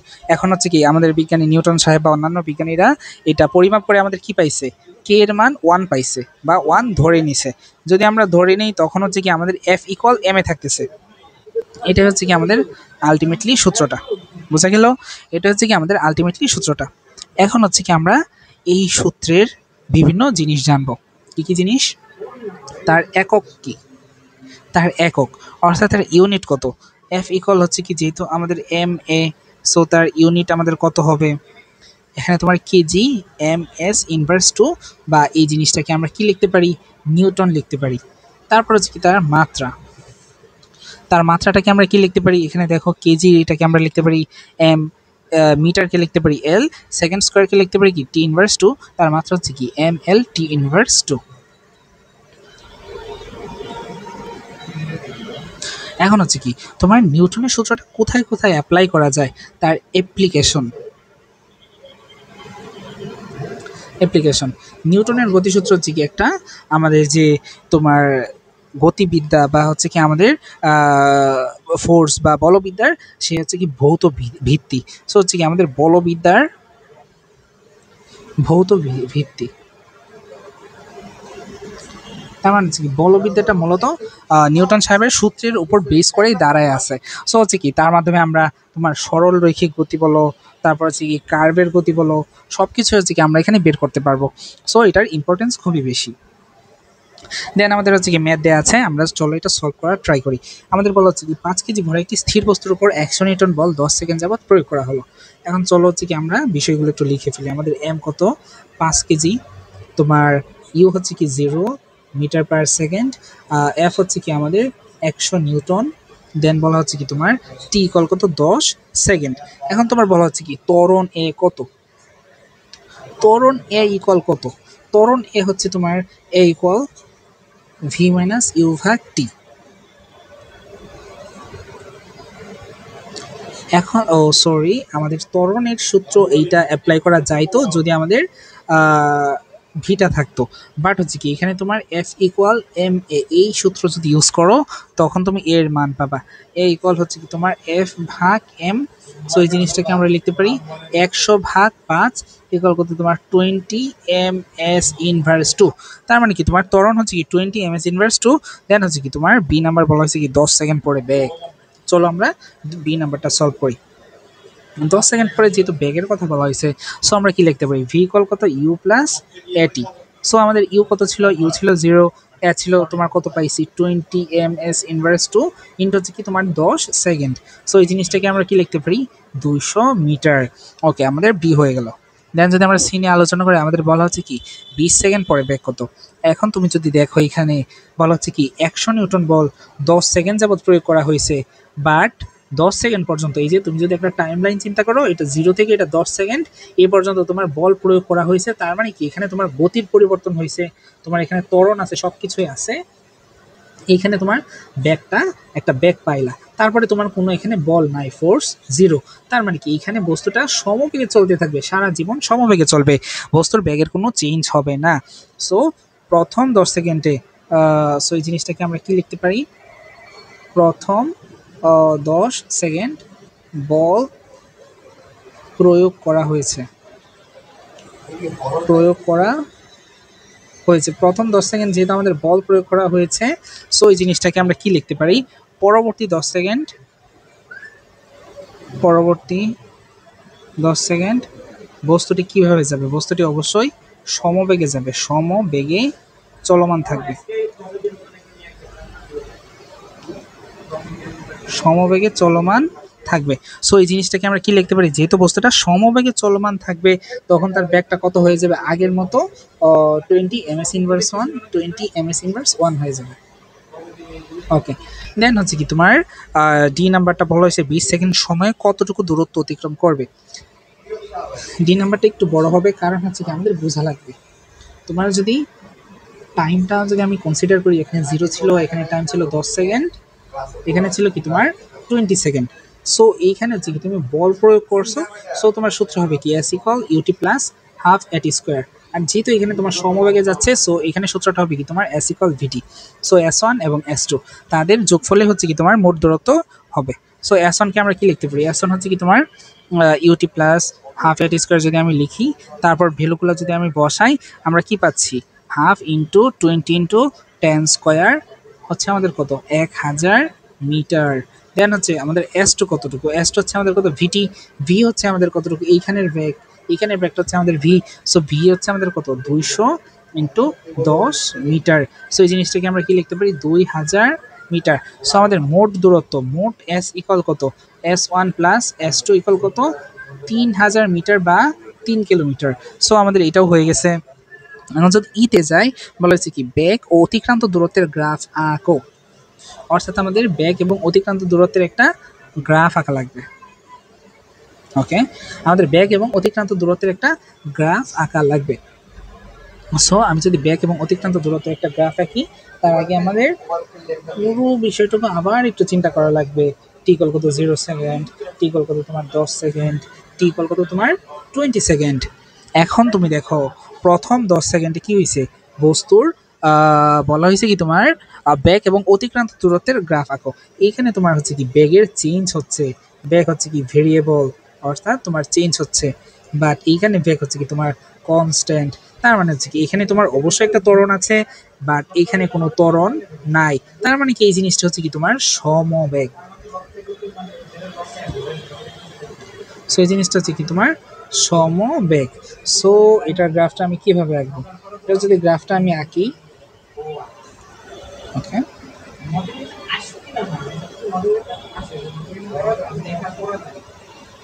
ওকে, এটা হচ্ছে তোমার গ্রাফ।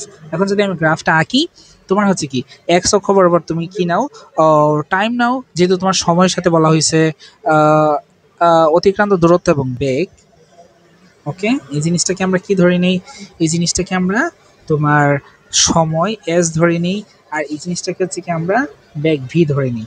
এখন যদি আমরা কাজ করি, আমরা প্রথম দেখতে পাচ্ছি 0 সেকেন্ড নিয়ে কাজ করতেছি, এটা তোমার 10 সেকেন্ড নিয়ে কাজ করতেছি, এটা ধরো 20 সেকেন্ড নিয়ে আমরা এখানে কাজ করতেছি। এখন বেগের পরিবর্তন কিন্তু হচ্ছে প্রথম অংশে। সো আমরা কি লিখবো, বেগের যেহেতু পরিবর্তন হচ্ছে হচ্ছে হচ্ছে সো এইভাবে লিখবো। এবং হচ্ছে কি 10 সেকেন্ডে তার বেগ কত হচ্ছে তোমার 200 মিটার পার সেকেন্ড হচ্ছে। তারপর হচ্ছে কি তোমার বেগ সমবেগ হয়ে গেছে, দেন হচ্ছে কি আমাদের গ্রাফ এতটুকু হবে, এ পর্যন্ত তোমার এটা হয়ে যাবে। এটা হচ্ছে কি তোমার অ্যাকচুয়াল গ্রাফ, যা প্রকাশ করতেছে কি আমাদের 0 থেকে 10 সেকেন্ড পর্যন্ত আমাদের বেগ বাড়তেছে, আর এখানে হচ্ছে কি আমাদের সমবেগ। ওকে, দেন আমাদের বলা হচ্ছে কি, ওকে, দেন আমাদের বলা হচ্ছে কি সিমিলারলি তোমার সময়ের সাথে দূরত্বের যে গ্রাফ অর্থাৎ এস এর যে গ্রাফ সেটা আঁকা লাগবে। এখন তুমি দেখো প্রথমাংশে তোমার ত্বরণ আছে, সো এখানে তোমার সূত্র কি বসবে, s equal UT plus half a t square. So এখানে তুমি দেখো তো, তুমি সময় এবং স্মরণের গ্রাফ আঁকতেছো না, তাদের মাঝে সম্পর্কটা কেমন, S is proportional to T square না। সো তোমার এই যে 10 সেকেন্ড পর্যন্ত এবং 20 সেকেন্ড পর্যন্ত যে গ্রাফটা আঁকবা তুমি, তুমি দেখো তো তোমার কি হয়েছে, এখানে যেহেতু আমাদের স্কোয়ার আকারের সম্পর্ক, সো হচ্ছে কি আমাদের গ্রাফটা এমন হয়ে যাবে, অর্থাৎ প্যারাবোলা আকারের একটা গ্রাফ হবে। এতটুকু হওয়ার পর তারপর হচ্ছে কি, তারপর তোমার সমবেগ অর্থাৎ হচ্ছে কি তোমার ত্বরণটা 0, বাট দূরত্ব কনস্ট্যান্টলি বাড়তেছে, অর্থাৎ তখন হচ্ছে কি তোমার একটা সরল রেখা পাবা। বাট প্রথম অংশটা হচ্ছে কি তোমার একটা কার্ভ পাওয়া যাবে, প্রথম অংশটা পাবা একটা কার্ভ, বাট পরবর্তী অংশটা হচ্ছে কি তোমার একটা সরল রেখা হবে। এটা একটা সরল রেখা হবে, কারণ হচ্ছে কি এখানে তোমার দূরত্বের পরিবর্তনটা কিভাবে হচ্ছে, এখানে তোমার সূত্রটা হচ্ছে s equal v t, so s is proportional to t, এবং হচ্ছে কি সেই ক্ষেত্রে তুমি একটা সরল রেখা পাবা। তার মানে এখন আমরা গ্রাফেও এখানে বিশ্লেষণ করে ফেললাম।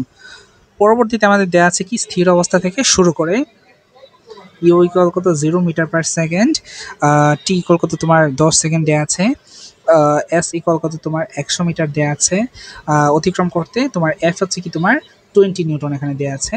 বলা হচ্ছে কি বস্তুটির ভর কত হবে। সো আমরা প্রথমে সূত্র ফেলাবো, আমাদের ফর্মুলা কি ছিল, ফর্মুলা ছিল F equal M A. So আমাদের এম হচ্ছে কি এফ ভাগ এ হয়ে যাবে, এফ ভাগ এ হইলে আমাদের কি হয় তোমার 20 ভাগ এ, এর মান যদি আমি বের করি, এ হচ্ছে কি তোমার ভি মাইনাস ইউ ভাগ টি।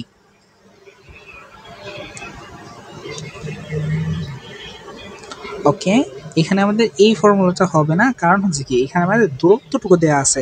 সো যেহেতু আমাদের এখানে বল আছে, সুতরাং ত্বরণও আছে। সো এই সূত্রটাকে আমরা কি লিখতে পারি, এস ইকুয়াল ইউটি প্লাস তোমার হাফ এটি স্কোয়ার, এই জিনিসটা আমাদের 0 থাকতেছে, প্লাস হাফ ইন্টু এ ইন্টু তোমার টি স্কোয়ার কত, তোমার টি হচ্ছে কি 10 হোল স্কোয়ার, আর এখানে কত এস ইকুয়াল কত তোমার 100।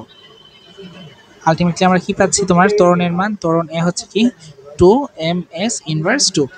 তারপরে হচ্ছে কি ত্বরণের মানটা এখানে বসাই দিব। তারপর আমরা কি পাচ্ছি তোমার 10 কেজি। সো এখানে আমরা কি পাচ্ছি 10 কেজি হচ্ছে কি তোমার ভর। ওকে, এটা খুবই সিম্পল একটা ম্যাথ ছিল। পরবর্তী যে তোমার টপিকস হচ্ছে কি মহাকর্ষ বল। এখন হচ্ছে কি মহাকর্ষ বল বলতে তুমি কি বোঝো? মহাকর্ষ বলের একটা খুব সুন্দর একটা সূত্র আছে, সেটা হচ্ছে তোমার, তুমি একটু শুনো।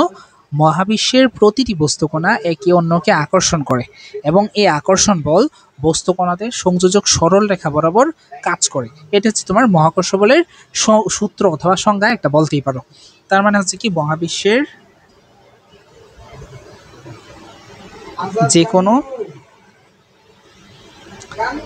যে কোনো দুটি বস্তুর মাঝে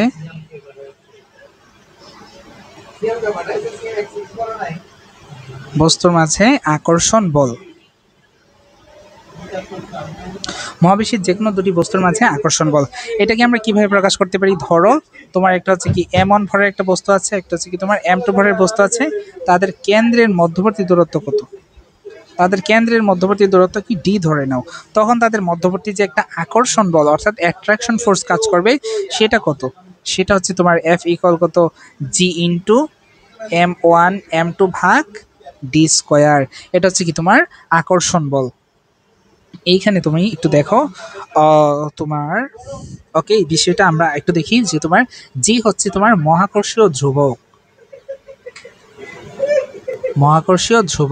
মহাকর্ষীয় ধ্রুবক অর্থাৎ জি এর মান কত? জি হচ্ছে কি তোমার 6.673 into 10⁻⁻11 nm square KG inverse 2। তার মাত্রাটা আমাদের একটু জানা লাগবে। তার মাত্রা কত? এটা তো আমরা একক জানলাম, এখানে আমরা কি দেখলাম? এটা হচ্ছে তার একক, বাট তার মাত্রা কতটুকু? তার মাত্রা আমরা সুন্দর করে mlt লিখবো, ইনভার্স 1 ইনভার্স 2, এটা কিউব হয়ে যাবে। এটাই হচ্ছে কি আমাদের মহাকর্ষ বলের মহাকর্ষীয় ধ্রুবক, যে তার মাত্রা। এই মাত্রাটাও তোমার জানা লাগবে। এটা তোমার এখন কাজে না লাগলেও তুমি যখন কলেজ লেভেলে যাবা অর্থাৎ ইন্টারে যাবা তখন তোমার এটা কাজে লাগবে। এখন তুমি যখন এই যে তোমার যে বস্তুটা এখানে আছে তাদের মাঝে কি আছে? একটা আকর্ষণ বল কাজ করতেছে। এই আকর্ষণ বলটাকে আমরা কি লিখতে পারি?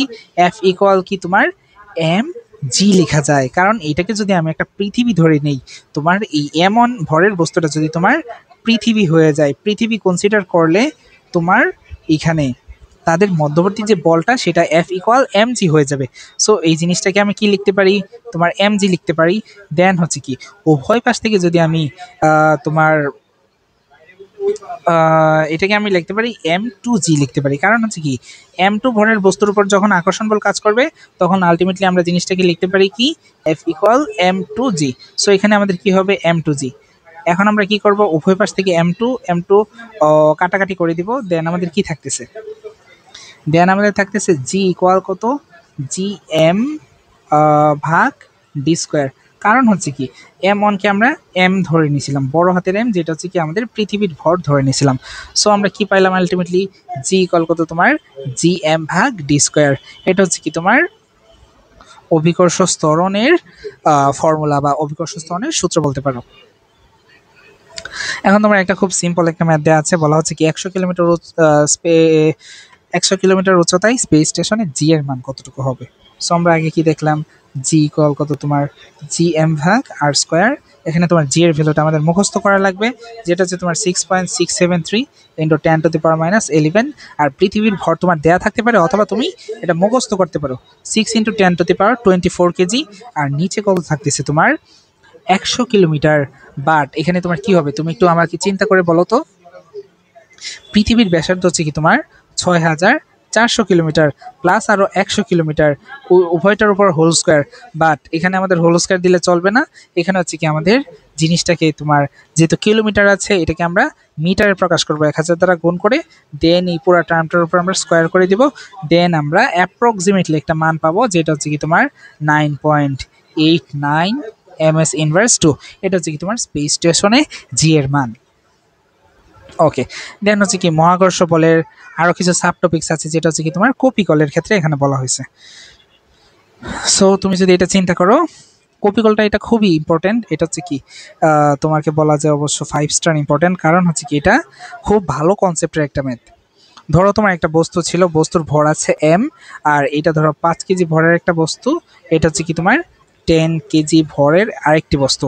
এখন ধরো তোমার যখন 10 কেজি ভরটা বেশি, সো হচ্ছে কি আমাদের আলটিমেটলি সুতাটা এই দিকে পড়া শুরু করবে। এই দিকে যখন আসবে তখন তার ত্বরণ থাকবে কি, এই দিক বরাবর একটা ত্বরণ থাকবে। সো এই দিক বরাবর আমাদের যে ত্বরণটা হবে সেটা আমাদের পজিটিভ হবে, আর এই দিক বরাবর ত্বরণটা হবে উপরের দিকে, যেটা হচ্ছে কি আমাদের নেগেটিভ এ হবে। এদিকে আমাদের জি থাকতেছে নিচের দিকে, জি থাকতেছে অবশ্যই নিচের দিকে, বাট ত্বরণটা এইদিকে হচ্ছে পজিটিভ, এই পাশে হচ্ছে কি তোমার ত্বরণটা নেগেটিভ হচ্ছে, এবং এই পাশেও তোমার ত্বরণটা হচ্ছে কি এইদিকে হচ্ছে। সো এখন হচ্ছে কি আমরা তিনটা ইকুয়েশন পাবো। কিভাবে তিনটা ইকুয়েশন পাবো? যখন হচ্ছে তোমার 5 কেজি ভরের বস্তুর জন্য তুমি চিন্তা করবা, যখন তুমি 5 কেজি ভরের বস্তুর জন্য যখন তুমি চিন্তা করবা, তখন দেখো তো তোমার কি হচ্ছে। এইদিকে যখন যেহেতু বস্তুটার ডাব্লিউ ওজন নিচের দিকে কাজ করতেছে, সো সুতার উপরেও একটা টান আছে যেটাকে আমরা T1 ধরতে পারি। এই ক্ষেত্রে দেখো তো তোমার 10 কেজি ভরের একটা বস্তু নিচের দিকে কাজ করতেছে, এবং সুতারও একটা টান আছে, সুতার টানটা অলওয়েজ কি উপরের দিকে কাজ করতেছে। এটাকে আমরা T1 ধরলাম, এই জিনিসটাকে আমরা T2 ধরতে পারি। এখন যখন আমরা হিসাব করব, আমরা দেখি তো আমাদের আলটিমেটলি ত্বরণটা কোন দিকে হচ্ছে। আলটিমেটলি ত্বরণটা আমাদের উপরের দিকে হচ্ছে না, সো উপরের দিকটা পজিটিভ। সো আমরা কি করব, T1 থেকে বিয়োগ করে দিব T1 মাইনাস ডাব্লিউ। ডাব্লিউ হচ্ছে কতটুকু আমাদের mg, m কত আমাদের 5g, ইকুয়াল হচ্ছে কি আমাদের এম এ। অর্থাৎ হচ্ছে কি আমাদের দুইটা বলের বিয়োগফলটা হচ্ছে কি আমাদের নেট বল পাওয়া যাবে, যেটা হচ্ছে কি আমাদের 5a হবে। এটা হচ্ছে কি আমাদের 1 নম্বর সমীকরণ। যখন হচ্ছে কি আমরা তোমার 10 কেজি ভরের বস্তু নিয়ে আমরা আলোচনা করব, 10 কেজি ভরের বস্তু নিয়ে 10 কেজি ভরের বস্তু নিয়ে যখন আমরা আলোচনা করব, তখন আমরা কি দেখতে পাচ্ছি, 10 কেজি ভরে আমাদের T2 কিন্তু উপরের দিকে। সো T2 আমাদের উপরের দিকে, বাট আমাদের আলটিমেটলি ত্বরণ নিচের দিকে কাজ করতেছে, ওজন নিচের দিকে কাজ করতেছে। সো বাকিগুলা আমাদের অপর পাশে থাকবে, যেগুলো হচ্ছে কি আমাদের ডাব্লিউ হচ্ছে আমাদের কতটুকু 10g, প্লাস হচ্ছে কি আমাদের 10a, 10a থাকবে এই পাশে।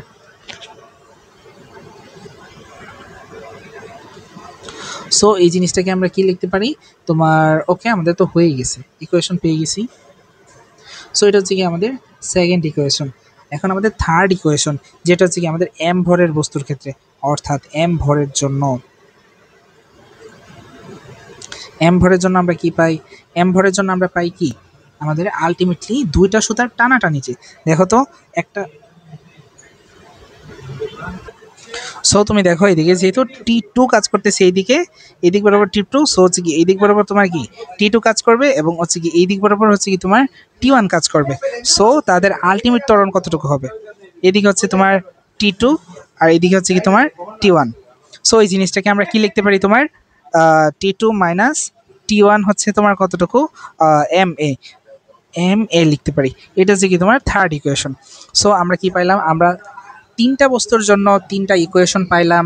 এই তিনটা ইকুয়েশন যখন আমরা সলভ করব, তখন আলটিমেটলি আমরা তিনটা বস্তুর প্রত্যেকটা প্রপার্টিস আমরা বের করতে পারবো, অর্থাৎ সুতার টান T1, এম বের করতে পারবো, ত্বরণ, সবগুলো জিনিসই আমরা এখানে বের করতে পারবো।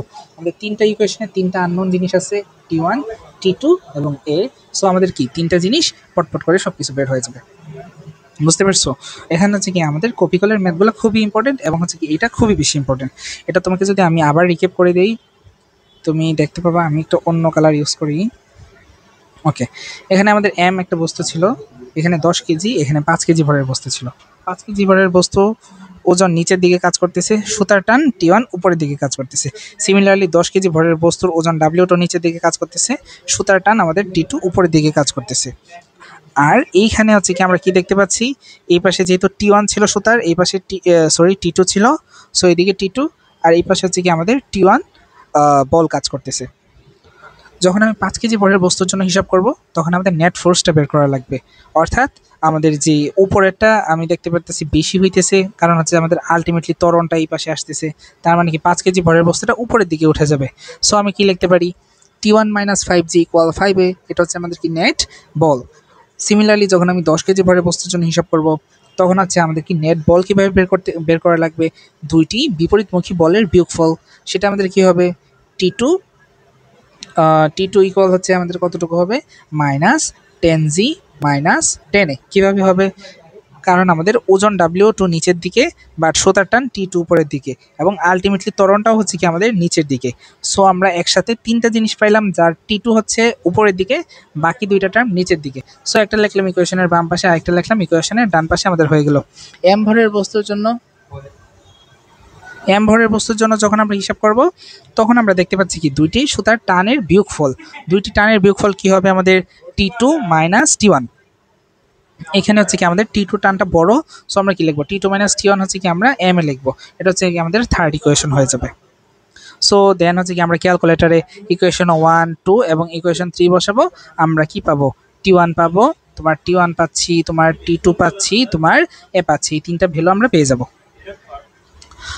পরবর্তীতে আমাদের কপিকল দেওয়া আছে, কপিকলের ম্যাথটা আমরা প্রিভিয়াস স্লাইডে আলোচনা করছি, PREVIOS প্রিভিয়াস স্লাইডে আলোচনা করছি। এটা তুমি যদি আর একটু দেখে নিতে চাও, একটু দেখে নিতে পারো তোমার ইকুয়েশনগুলো কিভাবে বের হবে। এই যে দিকটা তোমার প্রথমে ভালোভাবে আইডেন্টিফাই করে নিতে হবে। T1 ধরলা, W1 ধরলা, এটা হচ্ছে কি তোমার W2 ধরলা, এটা হচ্ছে তোমার T2 ধরলা, এটা হচ্ছে কি তোমার T2, এটা হচ্ছে কি তোমার T1, এবং তোমার আলটিমেটলি ত্বরণ কি এইদিকে হচ্ছে, যেহেতু এটা 10 কেজি ভরের বস্তু আমরা ধরে নিছিলাম, আর এটা হচ্ছে তোমার 5 কেজি ভরের বস্তু। সো আলটিমেটলি হচ্ছে কি আমরা নেট ফোর্স বের করব, নেট ফোর্স বের করলে আমাদের যা থাকবে ওইটাই হচ্ছে কি আমাদের একটা ইকুয়েশন হয়ে যাবে। এভাবে আমরা তিনটা ইকুয়েশন বিল্ড করব, দেন হচ্ছে কি আমাদের জিনিসটা সমাধান হয়ে যাবে। ওকে, দেন হচ্ছে কি আমাদের নিউটনের তৃতীয় সূত্র বলা হচ্ছে। নিউটনের তৃতীয় সূত্র, চলো আমরা সংখ্যাটা লিখি।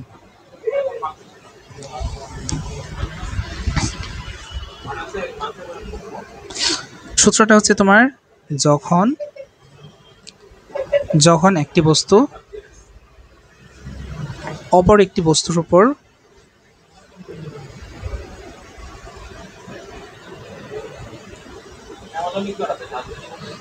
উপর বল প্রয়োগ করে, তখন সেই বস্তুটিও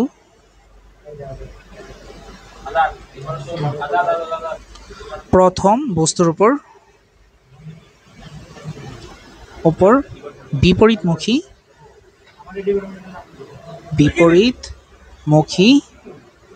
বল প্রয়োগ করে।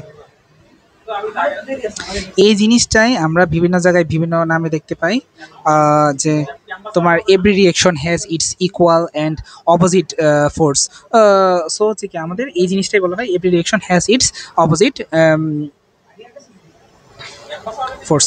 ওকে, সো হচ্ছে কি আমরা এই জিনিসটা বিভিন্ন নামে বিভিন্ন জায়গায় দেখি। এখানে তোমার সূত্রটা বলা হয়েছে, এই সূত্রটা তুমি ভালোভাবে বোঝার ট্রাই করবা। কারণ হচ্ছে কি তুমি এখানে বুঝতে হবে দুইটা ভিন্ন বস্তু নিয়ে আমরা আলোচনা করতেছি। যেমন এখানে তোমার একটা এক্সাম্পল দেওয়া আছে। কি এক্সাম্পল দেওয়া আছে? তোমার পৃথিবী এবং আপেল। তোমার যে আর্থ এখানে দেওয়া আছে, আরেকটা হচ্ছে তোমার আপেল দেওয়া আছে, তোমার একটা আপেল দেওয়া আছে। এখন যদি তুমি দেখো দুইটা বস্তুর মাঝে কি হবে, একটা আকর্ষণ বল কাজ করবে। আপেল পৃথিবীকে আকর্ষণ করবে, পৃথিবী আপেলকে আকর্ষণ করবে। সো তাদের আকর্ষণ বলের মান কত? আকর্ষণ বলের মান হচ্ছে কি তোমার G(m)(m)/r²। আর হচ্ছে কি তাদের মধ্যবর্তী দূরত্ব, অর্থাৎ কেন্দ্র থেকে কেন্দ্রের মধ্যবর্তী দূরত্বটাই হচ্ছে কি তোমার আর, এবং হচ্ছে কি তোমার এম হচ্ছে কি তোমার এখানে ছোট ভর, এম হচ্ছে কি বড় ভর। বুঝতে পারছো? এখন যদি তুমি দেখো তাদের মধ্যবর্তী যে আকর্ষণ বল, ওই আকর্ষণ বলটাই হচ্ছে কি বস্তুর ওজন হিসেবে কাজ করবে, অর্থাৎ আপেলের ওজন। সো আপেলের ওজন হচ্ছে কি তোমার হবে F=mg হবে। দেন তুমি কি করবা, এটাকে যদি তুমি F1 ধরো, এটাকে যদি F2 ধরো, তোমার F1 ইকুয়াল কত তোমার F2 হবে। দেন তুমি কি পাবা, দেন তুমি এ পাবা, যেটা হচ্ছে কি তোমার m/m × g। তারপর তুমি যদি আপেলের ভর m ইকুয়াল কত 1 কেজি ধরে নাও, 1 কেজি ধরে নিলে তোমার পৃথিবীর ভর কত 6 ×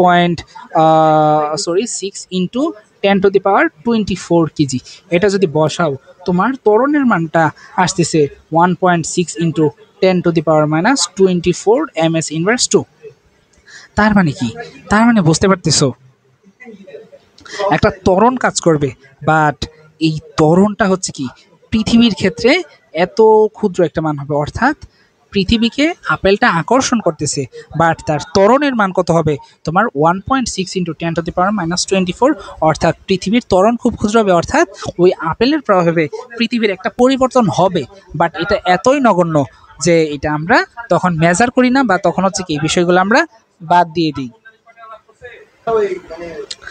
তার মানে তুমি এখানে দুইটা জিনিস পাইলা, যে আপেলটাকে তোমার পৃথিবী আকর্ষণ করবে জি ত্বরণে, বাট পৃথিবীটাকে আপেল কিভাবে আকর্ষণ করবে এ ত্বরণে, যেটা হচ্ছে কি তোমার 1.6 ইন্টু 10⁻⁻24 ms²। সো তোমার হচ্ছে পরবর্তী স্লাইডে যদি আমরা যাই, আমাদের নিউটনের তৃতীয় সূত্রের কিছু অ্যাপ্লিকেশন আমরা দেখব। এখানে তোমার মেইনলি যে আমাদের প্রাত্যহিক জীবনে যে অ্যাপ্লিকেশনগুলো আছে সেগুলো আমরা এখানে দেখব। এই যে ধরো তুমি এখানে হাঁটতেছো, তুমি কিভাবে হাঁটো, তোমার পা দিয়ে যখন মাটিতে একটা বল প্রয়োগ করো, আমরা একটা অন্য খালি ইউজ করি, তুমি যখন মাটিতে বল প্রয়োগ করো অর্থাৎ এফ বল প্রয়োগ করো, সিমিলারলি মাটিও তোমার উপরে একটা এফ প্রাইম বল প্রয়োগ করে, এবং হচ্ছে কি দুইটা সমান থাকে, বাট দুইটা বস্তু আলাদা। তুমি করছো পৃথিবীকে বল প্রয়োগ, পৃথিবী করছে তোমাকে বল প্রয়োগ, সো তাদের একটা রিয়েকশন কি বলে অ্যাকশনের অপোজিট একটা রিয়াকশন কাজ করে, দেন হচ্ছে কি তুমি চলতে পারো। এইটাই তোমার এখানে বইয়ে বিষয়টা বলা হয়েছে, যে আমরা যে হাঁটাহাঁটি করি সেখানে হচ্ছে কি আমাদের নিউটনের তৃতীয় সূত্রের প্রয়োগ হয়।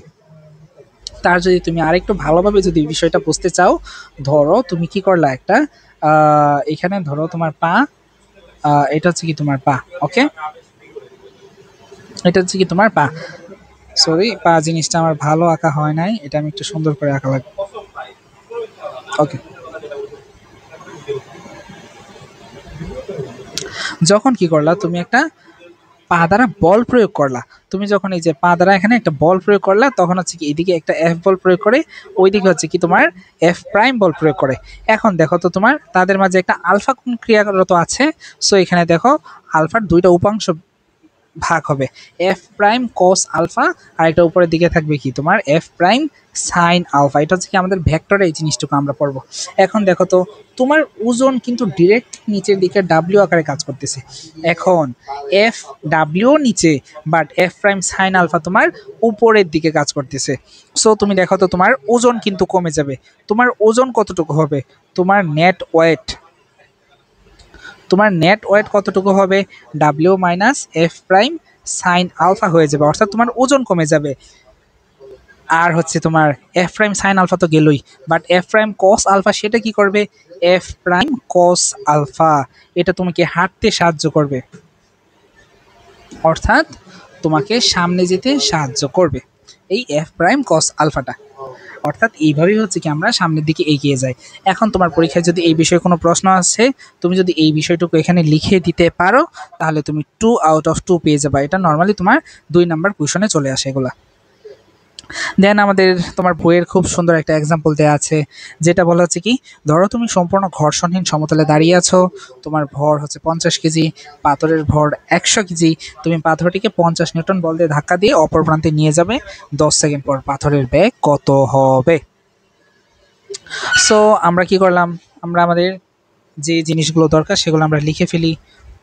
তোমার বল কতটুকু, 50 নিউটন, তারপর হচ্ছে কি কার উপর তুমি বল প্রয়োগ করছো, পাথরের উপর, সো পাথরের ভর কত তোমার 100 কেজি, সো তুমি বল প্রয়োগ করছো 50 নিউটন, তার ভর হচ্ছে কি 100 কেজি, সো তার ত্বরণ কত, ত্বরণ এ ইকুয়াল কত তোমার এফ ভাগ এম, 50 ভাগ 100, 0.5 ms²। ওকে, দেন আমাদের বলা হচ্ছে 10 সেকেন্ড পর পাথরের বেগ কত হবে। এখন তুমি দেখতেছো তোমার ত্বরণটা হচ্ছে কোন দিকে, 0.5 ms²। ওকে, দেন তোমার বলা হচ্ছে পাথরের বেগ কত, পাথরের বেগ ভি কত, ইউ প্লাস এটি না, ইউ আমাদের কত ছিল, 0 ছিল, এর মান কত তোমার 0.5 ইন্টু টি এর মান কত 10, সো এই জিনিসটাকে আমি কি লিখতে পারি তোমার 5 ms², অর্থাৎ 5 মিটার পার সেকেন্ড হবে। বাট তোমার এইখানে একটা খুবই ট্রিকি একটা বিষয় ঢুকাই দিচ্ছে, যেটা হচ্ছে কি সম্পূর্ণ ঘর্ষণহীন একটা তল। সো ঘর্ষণহীন তলে আমাদের কি হয়, তুমি পাথরটাকে বল প্রয়োগ করবা এফ, পাথরটাও তোমার উপরে কি একটা এফ প্রাইম বল প্রয়োগ করবে। সো পাথরের যদি একদিকে ত্বরণ হয় পজিটিভ এ, তোমারও অপোজিট দিকে একটা ত্বরণ হবে যেটা হচ্ছে কি তোমার নেগেটিভ এ। তার মানে কি পাথরটাকে তুমি যতটুকু ত্বরণ ঘটাবা পাথরও কি করবে তোমার ত্বরণ ঘটাবে, যেটা কি হবে তোমার তোমার ত্বরণটুকু হবে এফ ভাগ এম, যেটা হচ্ছে তোমার 50/50, অর্থাৎ তোমার 1 ms ইনভার্স 2, অর্থাৎ তোমার ত্বরণ হবে কি 1 ms ইনভার্স 2, অর্থাৎ পাথরটাকে তুমি যদি 0.5 মিটার/সেকেন্ড করাও ত্বরণ অ্যাপ্লাই করো, তোমার উপর পাথরটা 1 ms ইনভার্স 2 ত্বরণ প্রয়োগ করবে, অর্থাৎ পাথরটা সামগ্রিকভাবে পিছনে তোমাকে ঠেলে পাঠিয়ে দিবে, অর্থাৎ তুমি 10 সেকেন্ড যাবৎ পাথরটার সংস্পর্শে থাকতেই পারবা না। সো পাথরটাকে ওই প্রান্তে পাঠানোর প্রশ্নই আসে না। দেন বলা হচ্ছে কি, ধরো তুমি পাথরটিকে 2 সেকেন্ড ধাক্কা দিতে পেরেছো, তখন কি হবে? যদি তুমি পাথরটাকে 2 সেকেন্ড ধাক্কা দিতে পারো তখন হচ্ছে কি আমরা যদি 2 সেকেন্ড পাথরের সংস্পর্শে তুমি থাকতে পারো, তখন আমাদের চিন্তা করা লাগবে যে এটা ঘর্ষণযুক্ত একটা তোল, ঘর্ষণযুক্ত তোল, ঘর্ষণযুক্ত তোল আমাদের কনসিডার করা লাগবে। দেন আমাদের ত্বরণ কি হবে? ত্বরণ হচ্ছে কি এ ইকুয়াল এফ ভাগ এম হবে, এবং বলের মান হচ্ছে কি তোমার 50 নিউটন, পাথরের ভর ছিল 100 কেজি, তোমার আলটিমেটলি কত আসতেছে 0.5 ms ইনভার্স 2। দেন হচ্ছে কি তোমার বলা হয়েছে কি তখন কি হবে? তখন তো তোমার অবশ্যই যদি ঘর্ষণযুক্ত তল বিবেচনা করো, তখন পাথরটা যেহেতু ত্বরণ আছে, সো 2 সেকেন্ড পরে তার কি হবে? একটা বেগ থাকবে।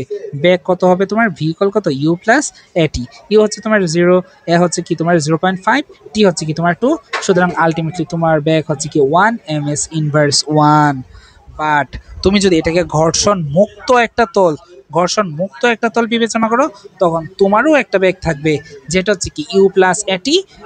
সূত্র প্রয়োগ করে আমরা কি পাচ্ছি? 2 ms ইনভার্স 1, অর্থাৎ পাথরটাকে যদি তুমি 1 মিটার সামনে নাও, পাথরটা তোমাকে 2 মিটার পিছনে নিয়ে যাবে। সো এইগুলাই হচ্ছে কি তোমার বল, তারপর হচ্ছে কি অ্যাকশন রিয়াকশনের এই ম্যাজিকগুলো এখানেই কাজ করে। এর মাধ্যমে হচ্ছে কি আমরা একটা ইম্পসিবল জিনিসকেও আমরা কি বাস্তবে এটা কাউন্ট করতে পারি, এটাকে আমরা বিবেচনায় নিতে পারি জাস্ট হচ্ছে কি ফিজিক্সের এই অ্যাপ্লিকেশনের মাধ্যমে। দেন তোমার বলা হচ্ছে কি ঘর্ষণ বল বা ফ্রিকশনাল ফোর্স সম্পর্কে আমাদের জানবো। ফ্রিকশনাল ফোর্স কেন হয় ভাইয়া? তোমার ফ্রিকশন কেন হয়? ফ্রিকশন হয় কারণ যখন দুটি বস্তু একটা অপরটার সংস্পর্শে থাকে, তখন তাদের তলে কিছু খাঁজ কাটা অংশ থাকে, যারা কি করে তাদের গতিকে বাধাপ্রাপ্ত করে। সেজন্য হচ্ছে কি আমাদের ঘর্ষণ বলের সৃষ্টি হয়। যেমন এইখানে যদি আমি দেখি, আমাদের যে বস্তুটুকু এখানে দেওয়া আছে, বস্তুটার উপর যদি আমি এফ বল প্রয়োগ করি, এফ বল প্রয়োগ করে যদি বস্তুটাকে আমি সামনে নিতে যাই, তখন কি হবে? কাঠের উপর দিয়ে যখন যাব, তখন কাঠের কন্ট্রাক্টে কি কিছু খাঁজ কাটা অংশ পাবো, তার গতি বাধাপ্রাপ্ত হবে। গতি কোন দিকে বাধাপ্রাপ্ত হবে? অপোজিট দিকে। সো আমাদের অপোজিট দিকে একটা বল কাজ করতেছে, এটা আমরা ধরে নিব, যেটা হচ্ছে তোমার এফ, ছোট এফ, যেটা হচ্ছে কি তোমার একটা ঘর্ষণ বল। সো এক কথায় যদি আমি বলতে পারি, আমাদের ঘর্ষণ কেন তৈরি হয়? আমাদের ঘর্ষণ তলে খাঁজ কাটা অংশের জন্য বস্তুর গতি বাধাপ্রাপ্ত হয়। সেজন্য হচ্ছে কি আমাদের ঘর্ষণের সৃষ্টি হয়। কিভাবে হয়? সেম ভাবেই হয়। কোন দিকে কাজ করে? অলওয়েজ অপোজিট দিকে, অলওয়েজ অপোজিট দিকে, অলওয়েজ অপোজিট সাইডে কাজ করে, অলওয়েজ অপোজিট সাইডে কাজ করে। ঘর্ষণ কয় প্রকার ভাইয়া? তোমার ঘর্ষণ হচ্ছে কি 4 প্রকার। 4 প্রকার তোমার ঘর্ষণ বল আছে। কি কি ঘর্ষণ বল? একটা হচ্ছে তোমার স্থিতি, একটা হচ্ছে তোমার স্থিতি, একটা হচ্ছে তোমার গতি, একটা হচ্ছে তোমার আবর্ত, আর একটা হচ্ছে তোমার প্রবাহী। এই 4 প্রকার ঘর্ষণ নিয়ে তোমার বইয়ে আলোচনা করা হয়েছে। এটার আনসারটা আমি লিখে দিই কেন হয়। ঘর্ষণ যুক্ত তলের খাঁজ কাটা অংশের জন্য। ওকে, বোঝা গেল? ওকে, আমাদের এই জিনিসটুকু হয়ে গেছে। দেন আমাদের ঘর্ষণ বল এখন হচ্ছে কি আমরা তোমার 4 প্রকার যে ঘর্ষণ বল আছে তাদের সম্পর্কে একটা বিস্তারিত একটা আলোচনা করব। ওকে, এটা জানার জন্য আমরা প্রথমে কি করব? আমরা আমাদের বক্সটা করে ফেলবো, আমরা আমাদের বক্সটুকু এখানে করে ফেলবো। ওকে, আমাদের বক্স যদি আমরা করে ফেলি, 4টা ভাগ করতে হবে, 1টা 2টা 3টা 4টা 5টা, 5টা হয়েছে। এখন হচ্ছে কি আমাদের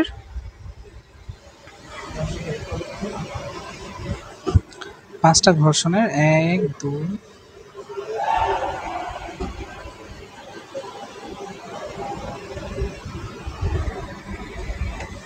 ওকে। এখন চলো আমরা ঘর্ষণের নামগুলো এখানে লিখে ফেলি। এটা অন্য কালার দিয়ে লিখি। নাম একটা হচ্ছে তোমার স্থিতি ঘর্ষণ, একটা হচ্ছে তোমার গতি, একটা হচ্ছে তোমার আবর্ত, একটা হচ্ছে তোমার প্রবাহী। এখন তোমার বলা হচ্ছে কি সংজ্ঞা। এখন আমরা তোমার সংজ্ঞাটা জানবো। এখানে আমরা চাইলে আরেকটা কাজ করতে পারি, তোমার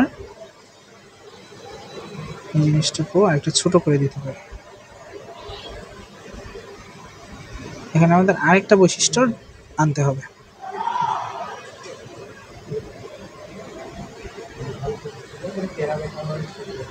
ওকে, এখন আমরা আমাদের অন্য একটা বৈশিষ্ট্য নিয়ে আসি, যেটা হচ্ছে কি অবস্থা কখন ঘটে। কখন ঘটে, দেন হচ্ছে তোমার মাত্রা, তারপর আমাদের উদাহরণ, দেন হচ্ছে কি বৈশিষ্ট্য।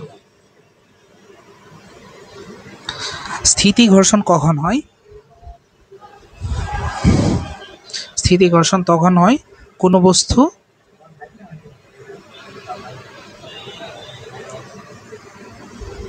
স্থির অবস্থায় থাকলে।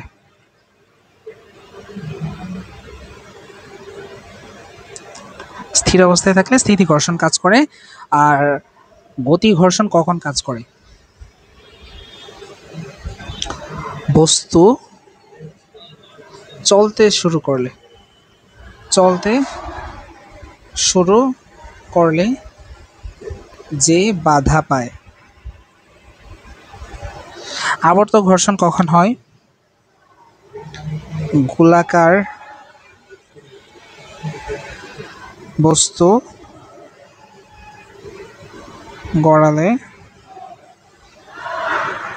তার বাধা। তারপর তোমার বলা হচ্ছে প্রবাহী ঘর্ষণ।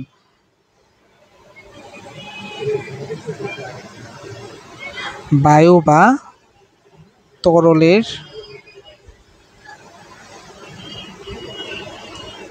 ভেতর দিয়ে চলমান বস্তুর বাধা। এখন তুমি যদি বলা হয় তোমার কখন ঘটে, বস্তু যখন স্থির অবস্থায় থাকে, অর্থাৎ বস্তুর বেগ যখন 0, তখন তোমার স্থিতি ঘর্ষণটা কাজ করে। গতি ঘর্ষণ কাজ করে তখন যখন বস্তুর বেগ থাকে, যখন বস্তুর বেগ থাকে তখন তোমার গতি ঘর্ষণ কাজ করে। আবর্ত ঘর্ষণ কাজ করে চাকার মতো, চাকার মতো ঘুরলে। প্রবাহী ঘর্ষণ কাজ করে তরল বা গ্যাসে চললে, তরল বা গ্যাসে চললে। তারপর বলা হয়েছে তোমার মাত্রা কত। তোমার মাত্রা হচ্ছে কি সর্বাধিক, অর্থাৎ সবচাইতে বেশি, সবচেয়ে বেশি, সবচেয়ে বেশি। অর্থাৎ স্থিতি ঘর্ষণের মান সবচাইতে বেশি হয়। গতি ঘর্ষণের মান হচ্ছে কি তোমার স্থিতির চেয়ে কম, স্থিতির চেয়ে কম। আবর্ত ঘর্ষণ কি হয়? আবর্ত ঘর্ষণটা হচ্ছে কি আরো আরো কম থাকে, যেটা হচ্ছে কি তোমার যেমন বিভিন্ন জায়গায় স্লাইডার বা চাকা আমরা ইউজ করি, কারণ হচ্ছে কি সেখানে আমাদের আবর্ত ঘর্ষণটা কাজ করে, যেটা হচ্ছে তোমার গতির থেকে কম, গতির চেয়ে কম, গতির চেয়ে কম। কখন প্রবাহী কাজ করে? প্রবাহীটা হচ্ছে কি তোমার ওই মাধ্যমের উপর নির্ভর করে, অবশ্যই মাধ্যমের উপর নির্ভর করবে, মাধ্যমের উপর নির্ভর করবে। তারপর তোমার একটা উদাহরণ, কি কি উদাহরণ দেওয়া আছে, যেমন হচ্ছে কি তোমার টেবিলে রাখা বই, টেবিলে তুমি যখন বই রাখবা, বইয়ের উপর যে ঘর্ষণ কাজ করতেছে সেটা স্থিতি ঘর্ষণ। এখন ধরো তুমি বইটাকে টান দিলা, বই টেনে সরালে, বই টেনে সরালে আমাদের উপর কি কাজ করে? গতি ঘর্ষণ। আবর্ত ঘর্ষণ কখন কাজ করে? যেমন হচ্ছে তোমার গাড়ির টায়ার, তোমার গাড়ির টায়ার যখন চলতে শুরু করবে, গাড়ির টায়ার চলতে শুরু করলে, ওকে। দেন আমাদের হচ্ছে প্রবাহী ঘর্ষণ কখন কাজ করে, যেমন হচ্ছে নৌকা অথবা তোমার প্যারাশুট, তারা হচ্ছে তোমার প্রবাহী ঘর্ষণের উদাহরণ। তারপর বিশেষ বৈশিষ্ট্য হচ্ছে কি, এই স্থিতি ঘর্ষণ তোমার চলন রোধ করে, অর্থাৎ সে চলতে বাধা দেয়, চলতে বাধা দেয়, চলতে বাধা দেয়, অর্থাৎ বস্তুর গতি শুরু হইতেই দেয় না। আর গতি ঘর্ষণ হচ্ছে কি, গতি কমায়, গতি কমায়। আর তোমার যে আবর্ত ঘর্ষণ, আবর্ত ঘর্ষণের বিশেষ বৈশিষ্ট্য হচ্ছে কি, তোমার এখানে সে আবর্ত ঘর্ষণে তুমি বিশেষ সুবিধা পাচ্ছ, যে তোমার গতি ঘর্ষণের থেকেও তোমার আবর্ত ঘর্ষণের মান কম থাকতেছে, তার মানে বস্তুটা হচ্ছে কি আরো ফাস্ট চলতে পারতেছে, বস্তুর ক্ষয় কম হচ্ছে। সো হচ্ছে কি এখানে আমাদের বিশেষ বৈশিষ্ট্য হচ্ছে কি, আমাদের চাকা সুবিধাজনক, সুবিধাজনক চাকা ব্যবহার করলে আমরা সুবিধা অবশ্যই পাবো। তারপর হচ্ছে কি তোমার প্রবাহী ঘর্ষণ, প্রবাহী ঘর্ষণের জন্য হচ্ছে কি স্ট্রিমলাইন ডিজাইন, যেমন হচ্ছে কি তোমার এখানে বিমান বা গাড়ি এগুলো ব্যবহার করা হয়, সেই জন্য হচ্ছে কি প্রবাহী ঘর্ষণের কারণে আমরা স্ট্রিমলাইন ডিজাইন করতে পারতেছি। স্ট্রিমলাইন ডিজাইন যেমন হচ্ছে কি আমাদের কি কি আছে, প্যারাশুট, তারপর হচ্ছে বিমান আছে, তারপরে হচ্ছে কি আমাদের বুলেট ট্রেনগুলো আছে, যাদের গতি খুবই বেশি, যারা হচ্ছে কি একেবারে ফ্লুইডের ভিতর দিয়ে খুব গতিতে চলাচল করে, সেজন্য হচ্ছে কি আমরা সেগুলোকে স্ট্রিমলাইন ডিজাইন হিসেবে কাউন্ট করি। দেন তোমার পরবর্তী টপিকসটা হচ্ছে কি, আমরা প্রায় শেষের দিকে চলে আসছি, ঘর্ষণ প্রয়োজনীয় উপদ্রব।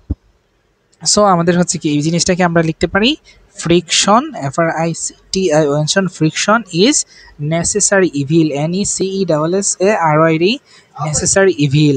কারণ হচ্ছে কি ঘর্ষণ আমাদের জন্য খুবই প্রয়োজনীয় একটি উপদ্রব, মানে হচ্ছে তোমার ঘর্ষণ মাঝে মাঝে অনেক ক্ষতিও করে, আবার হচ্ছে কি এটা খুবই প্রয়োজনীয়। কারণ ঘর্ষণ ছাড়া ছাড়া হচ্ছে কি আমাদের কোনো একটা বস্তু চলতে পারে না, কোনো একটা বস্তু আঁকড়ে ধরে থাকতে পারে না, বা হচ্ছে কি আমাদের বস্তুর চলাচলে বিভিন্ন অসুবিধা হয়। বা ইভিল কেন বলা হচ্ছে, ইভিল হচ্ছে কি তোমার ঘর্ষণের কারণে বিভিন্ন শক্তির ক্ষয় হয়। ইভিলের বলা হয়েছে কারণ হচ্ছে কি তোমার এখানে শক্তির ক্ষয় হয়, শক্তির ক্ষয় হয়। আর হচ্ছে কি তোমার নেসেসারি বলা হচ্ছে কি, NECESSARY, নেসেসারি। কারণ তোমার যদি ঘর্ষণ না থাকতো তাহলে তোমার কি হইতো, তুমি একটু চিন্তা করো, তুমি যে কিছুক্ষণ আগে একটা পাথরকে তুমি ধাক্কা দিছিলা, তখন কি হয়েছিল, তুমি পাথরকে ধাক্কা দিতে গিয়া তুমি কি করছো, পাথরকে সরাইতে যায় তুমি নিজেই পিছনের দিকে সরে আসছো। কারণ হচ্ছে কি এটা একটা ঘর্ষণ মুক্ত তল ছিল, ঘর্ষণ মুক্ত তল ছিল, সেজন্য হচ্ছে কি তুমি বস্তুটাকে যখন ধাক্কা দিতে গেছো তুমি নিজেই সরে আসছো। এটা হচ্ছে কি তোমার এই জন্যই তোমার নেসেসারি। কারণ যখন ধরো তুমি পাহাড় ঢালু একটা পাহাড় বেয়ে উঠতেছো, তখন তোমার কি লাগবে, তোমার এই পাহাড়ের সাথে চাকাগুলো আঁকড়ে ধরার মতো একটা ক্ষমতা লাগবে। এই ক্ষমতা কোত্থেকে আসে, তোমার অবশ্যই ঘর্ষণ থেকে এই ক্ষমতাটুকু আসে। সো তুমি যখন পাহাড়ে উঠবা তখন এটা কাজ করবে। যখন তুমি আচ্ছা একটা কার্ভ অর্থাৎ একটা বাঁক নিবা, যখন তুমি একটা ধরো সার্কেল বরাবর তুমি চলতে থাকবা, তখন হচ্ছে কি তোমার অবশ্যই একটা গাড়িকে বাঁক নিতে হবে অর্থাৎ হেলান দিতে হবে। সেইখানে তোমার যে একটা হেলানো কোণ উৎপন্ন হবে, সেটা কিভাবে হবে, সেইটাও এই তোমার ঘর্ষণ থেকে আসবে। এই ঘর্ষণ যদি না থাকতো তাহলে তুমি পিছলা পড়ে যেতা, তোমার গাড়িটা পিছলে পড়ে যেত, এবং হচ্ছে কি তোমার চলাচলে এখানে ঝামেলা হয়তো, তুমি চলতে পারতা না। সো হচ্ছে কি তোমার বাঁক নিতে ওইটা হেল্প করে, বাঁক নিতে হেল্প করে, হেল্প করে। আর তোমার যে ইভিল যে গুণগুলো আছে সেগুলো হচ্ছে কি তোমার শক্তির ক্ষয় হয়, চলাচলে বাধা দেয়, চলাচলে বাধা দেয়, এইগুলা এই কাজগুলো আমাদের করে। সো ঘর্ষণ একই সাথে হচ্ছে কি আমাদের উপকারও করতেছে আবার অপকারও করতেছে। সো এই জিনিসটাকে আমরা কি লিখতে পারি, নেসেসারি ইভিল। দেন তোমার বলা হচ্ছে কি ঘর্ষণ বাড়ানো এবং কমানোর উপায়। তুমি যদি ঘর্ষণ বাড়াইতে চাও, বাড়ানোর জন্য তোমার কি করা লাগবে, তোমার অবশ্যই হচ্ছে কি এই জিনিসটুকু আরো খাঁজ কাটা করা লাগবে, যাতে হচ্ছে কি তোমার খুব বেশি পরিমাণ ঘর্ষণ উৎপন্ন হয়। এবং হচ্ছে কি আমাদের চাকায় যে বল বেরিং ইউজ করতেছি, এই বল বেরিং গুলো যদি আমরা বাদ দিয়ে দেই, তখন হচ্ছে কি আমাদের ঘর্ষণ বেড়ে যাবে। এবং হচ্ছে কি সো বাড়াইতে হইলে আমাদের কি করতে হবে, খাঁজ কাটা বাড়াইতে হবে। তোমার হচ্ছে কি এই খাঁজ কাটা বাড়ানো, তোমার এই খাঁজ কাটা বাড়াইতে হবে। তারপর কি করতে হবে, তোমার এই তলে জোরে চেপে রাখতে হবে, জোরে চেপে রাখতে হবে। জুড়ে চেপে রাখা, জুড়ে চেপে রাখতে হবে। তারপর হচ্ছে কি তুমি স্থির রাখা, স্থির রাখলে আমাদের কি হয়, তোমার স্থিতি ঘর্ষণ কাজ করে, স্থিতি ঘর্ষণ কাজ করে। সো হচ্ছে কি আমাদের তখন ঘর্ষণটা বেড়ে যাবে। বাট যখন আমাদের কমানো দরকার তখন আমরা কিভাবে কমাইতে পারি? আমাদের কমানোর জন্য অবশ্যই হচ্ছে কি এখানে একটা বল বিয়ারিং ইউজ করা লাগবে, তোমার একটা বল বেয়ারিং ইউজ করা লাগবে, বল বেয়ারিং ইউজ করা লাগবে। তুমি হচ্ছে কি এখানে লুব্রিক্যান্ট ইউজ করতে পারো, তুমি এখানে লুব্রিক্যান্ট ইউজ করতে পারো, তখন হচ্ছে কি তোমার তলটা এখানে মসৃণ হবে, তোমারটা আরও জায়গাটাতে ভালোভাবে চলাচল করতে পারবে এবং ঘর্ষণের মান কম হয়ে যাবে। এবং হচ্ছে কি তুমি ভালো ডিজাইন করতে পারো, ভালো ডিজাইন যেমন হচ্ছে কি তোমার উড়োজাহাজ অথবা হচ্ছে কি তোমার বুলেট ট্রেন, তারা যেভাবে চলাচল করে তারা একটা ফ্লুইডের ভিতর দিয়ে চলাচল করে, সো তাদের ভিতরে একটা ঘর্ষণ আছে, ওই ঘর্ষণটাকে কমানোর জন্য তোমার একটা স্মুথ একটা ডিজাইন করা লাগতে পারে। তারপর তুমি এখানে আরও বিভিন্ন কাজ করতে পারো, যে তোমার এখানে ইয়া ইউজ করতে পারো, তোমার আবর্ত ঘর্ষণটা ইউজ করতে পারো, অর্থাৎ আবর্ত ঘর্ষণ ইউজ করা যায়, অর্থাৎ তুমি চাকা ইউজ করতে পারো, চাকার ব্যবহার বাড়ায় দিতে পারো। সো আলটিমেটলি আমাদের আলোচনা এই পর্যন্তই ছিল। তোমার বইয়ের ফুল চ্যাপ্টারটা এখানে কভার করা হয়েছে, অ্যাটলিস্ট পুরো চ্যাপ্টারটুকু এখানে ধরা হয়েছে।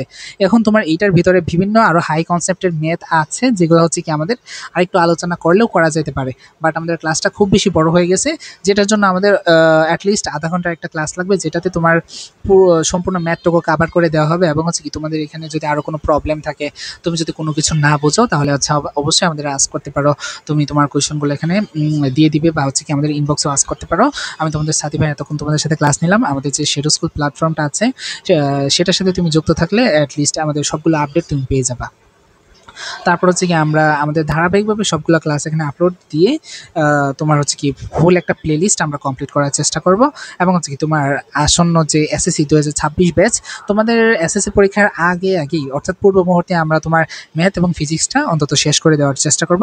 এবং হচ্ছে কি তুমি যদি আমাদের পাশে থাকো এবং হচ্ছে কি তুমি আরও মানে ক্লাসগুলো রেগুলার পেতে থাকবে, এবং হচ্ছে কি তোমার যে হাই কনসেপ্টের ম্যাথগুলো আছে সেগুলো আমরা ধরার ট্রাই করব। আর এইখানে আমি আশা করি তোমার যে এখানে আলোচনা করলাম, এখানে যে ঘর্ষণ বলের একটা চার্ট দেওয়া হয়েছে, তোমার হচ্ছে কি মৌলিক বলের একটা চার্ট দেওয়া হয়েছে, এই চার্টগুলো খুব ভালোভাবে যদি একটু দেখে রাখো, তাহলে তোমার এমসিকিউগুলো একেবারে ফুললি সম্পূর্ণ সব কিছু কাভার হয়ে যাবে। সো তোমার এটা নিয়ে আলাদা কোনো টেনশন করা লাগবে না। এখানে যে ভাইয়া দেখো, তোমার এই গ্রাফগুলো যে আমি আলোচনা করছি, এগুলা খুবই হাই কনসেপ্টের জিনিসগুলো, এগুলো হচ্ছে কি সবাই এগুলা বুঝাইতেও বোঝানোর মানুষের এখন অভাব নাই, বাট হচ্ছে কি সবাই এই জিনিসগুলো খুব সহজে বুঝতে পারে না। আমি তোমাকে এখানে কীভাবে বুঝাইলাম, দুইটা সূত্র জাস্ট কি সূত্র ইউজ করছি, কারণ ত্বরণের জন্য একটা সূত্র ইউজ করছি, ত্বরণ ছাড়া আরেকটা সূত্র ইউজ করছি, ত্বরণ সূত্রের সাথে মিল রেখে আমরা গ্রাফটা আঁকার চেষ্টা করছি। সো এই বিষয়গুলো হচ্ছে কি এইভাবে আমাদের একটু ধরে ধরে বুঝে বুঝে পড়া লাগবে, এবং পড়ার পাশাপাশি আমাদের ম্যাথও সলভ করা লাগবে, যেটা আমরা অলরেডি করছি। সো আশা করি তোমার এখানে বেনিফিট হবে, তুমি নিজেও অনেক বেনিফিট পাবা। সো আমাদের সাথে যুক্ত থাকো, আমাদের সাবস্ক্রাইব করো, এবং হচ্ছে কি সব মিলিয়ে আমাদের হচ্ছে জার্নিটা শুভ হোক, তোমার এসএসসি পরীক্ষাটা আরও ভালো হোক, এটাই আশা করি। সো আজকে এই পর্যন্তই, আল্লাহ হাফিজ।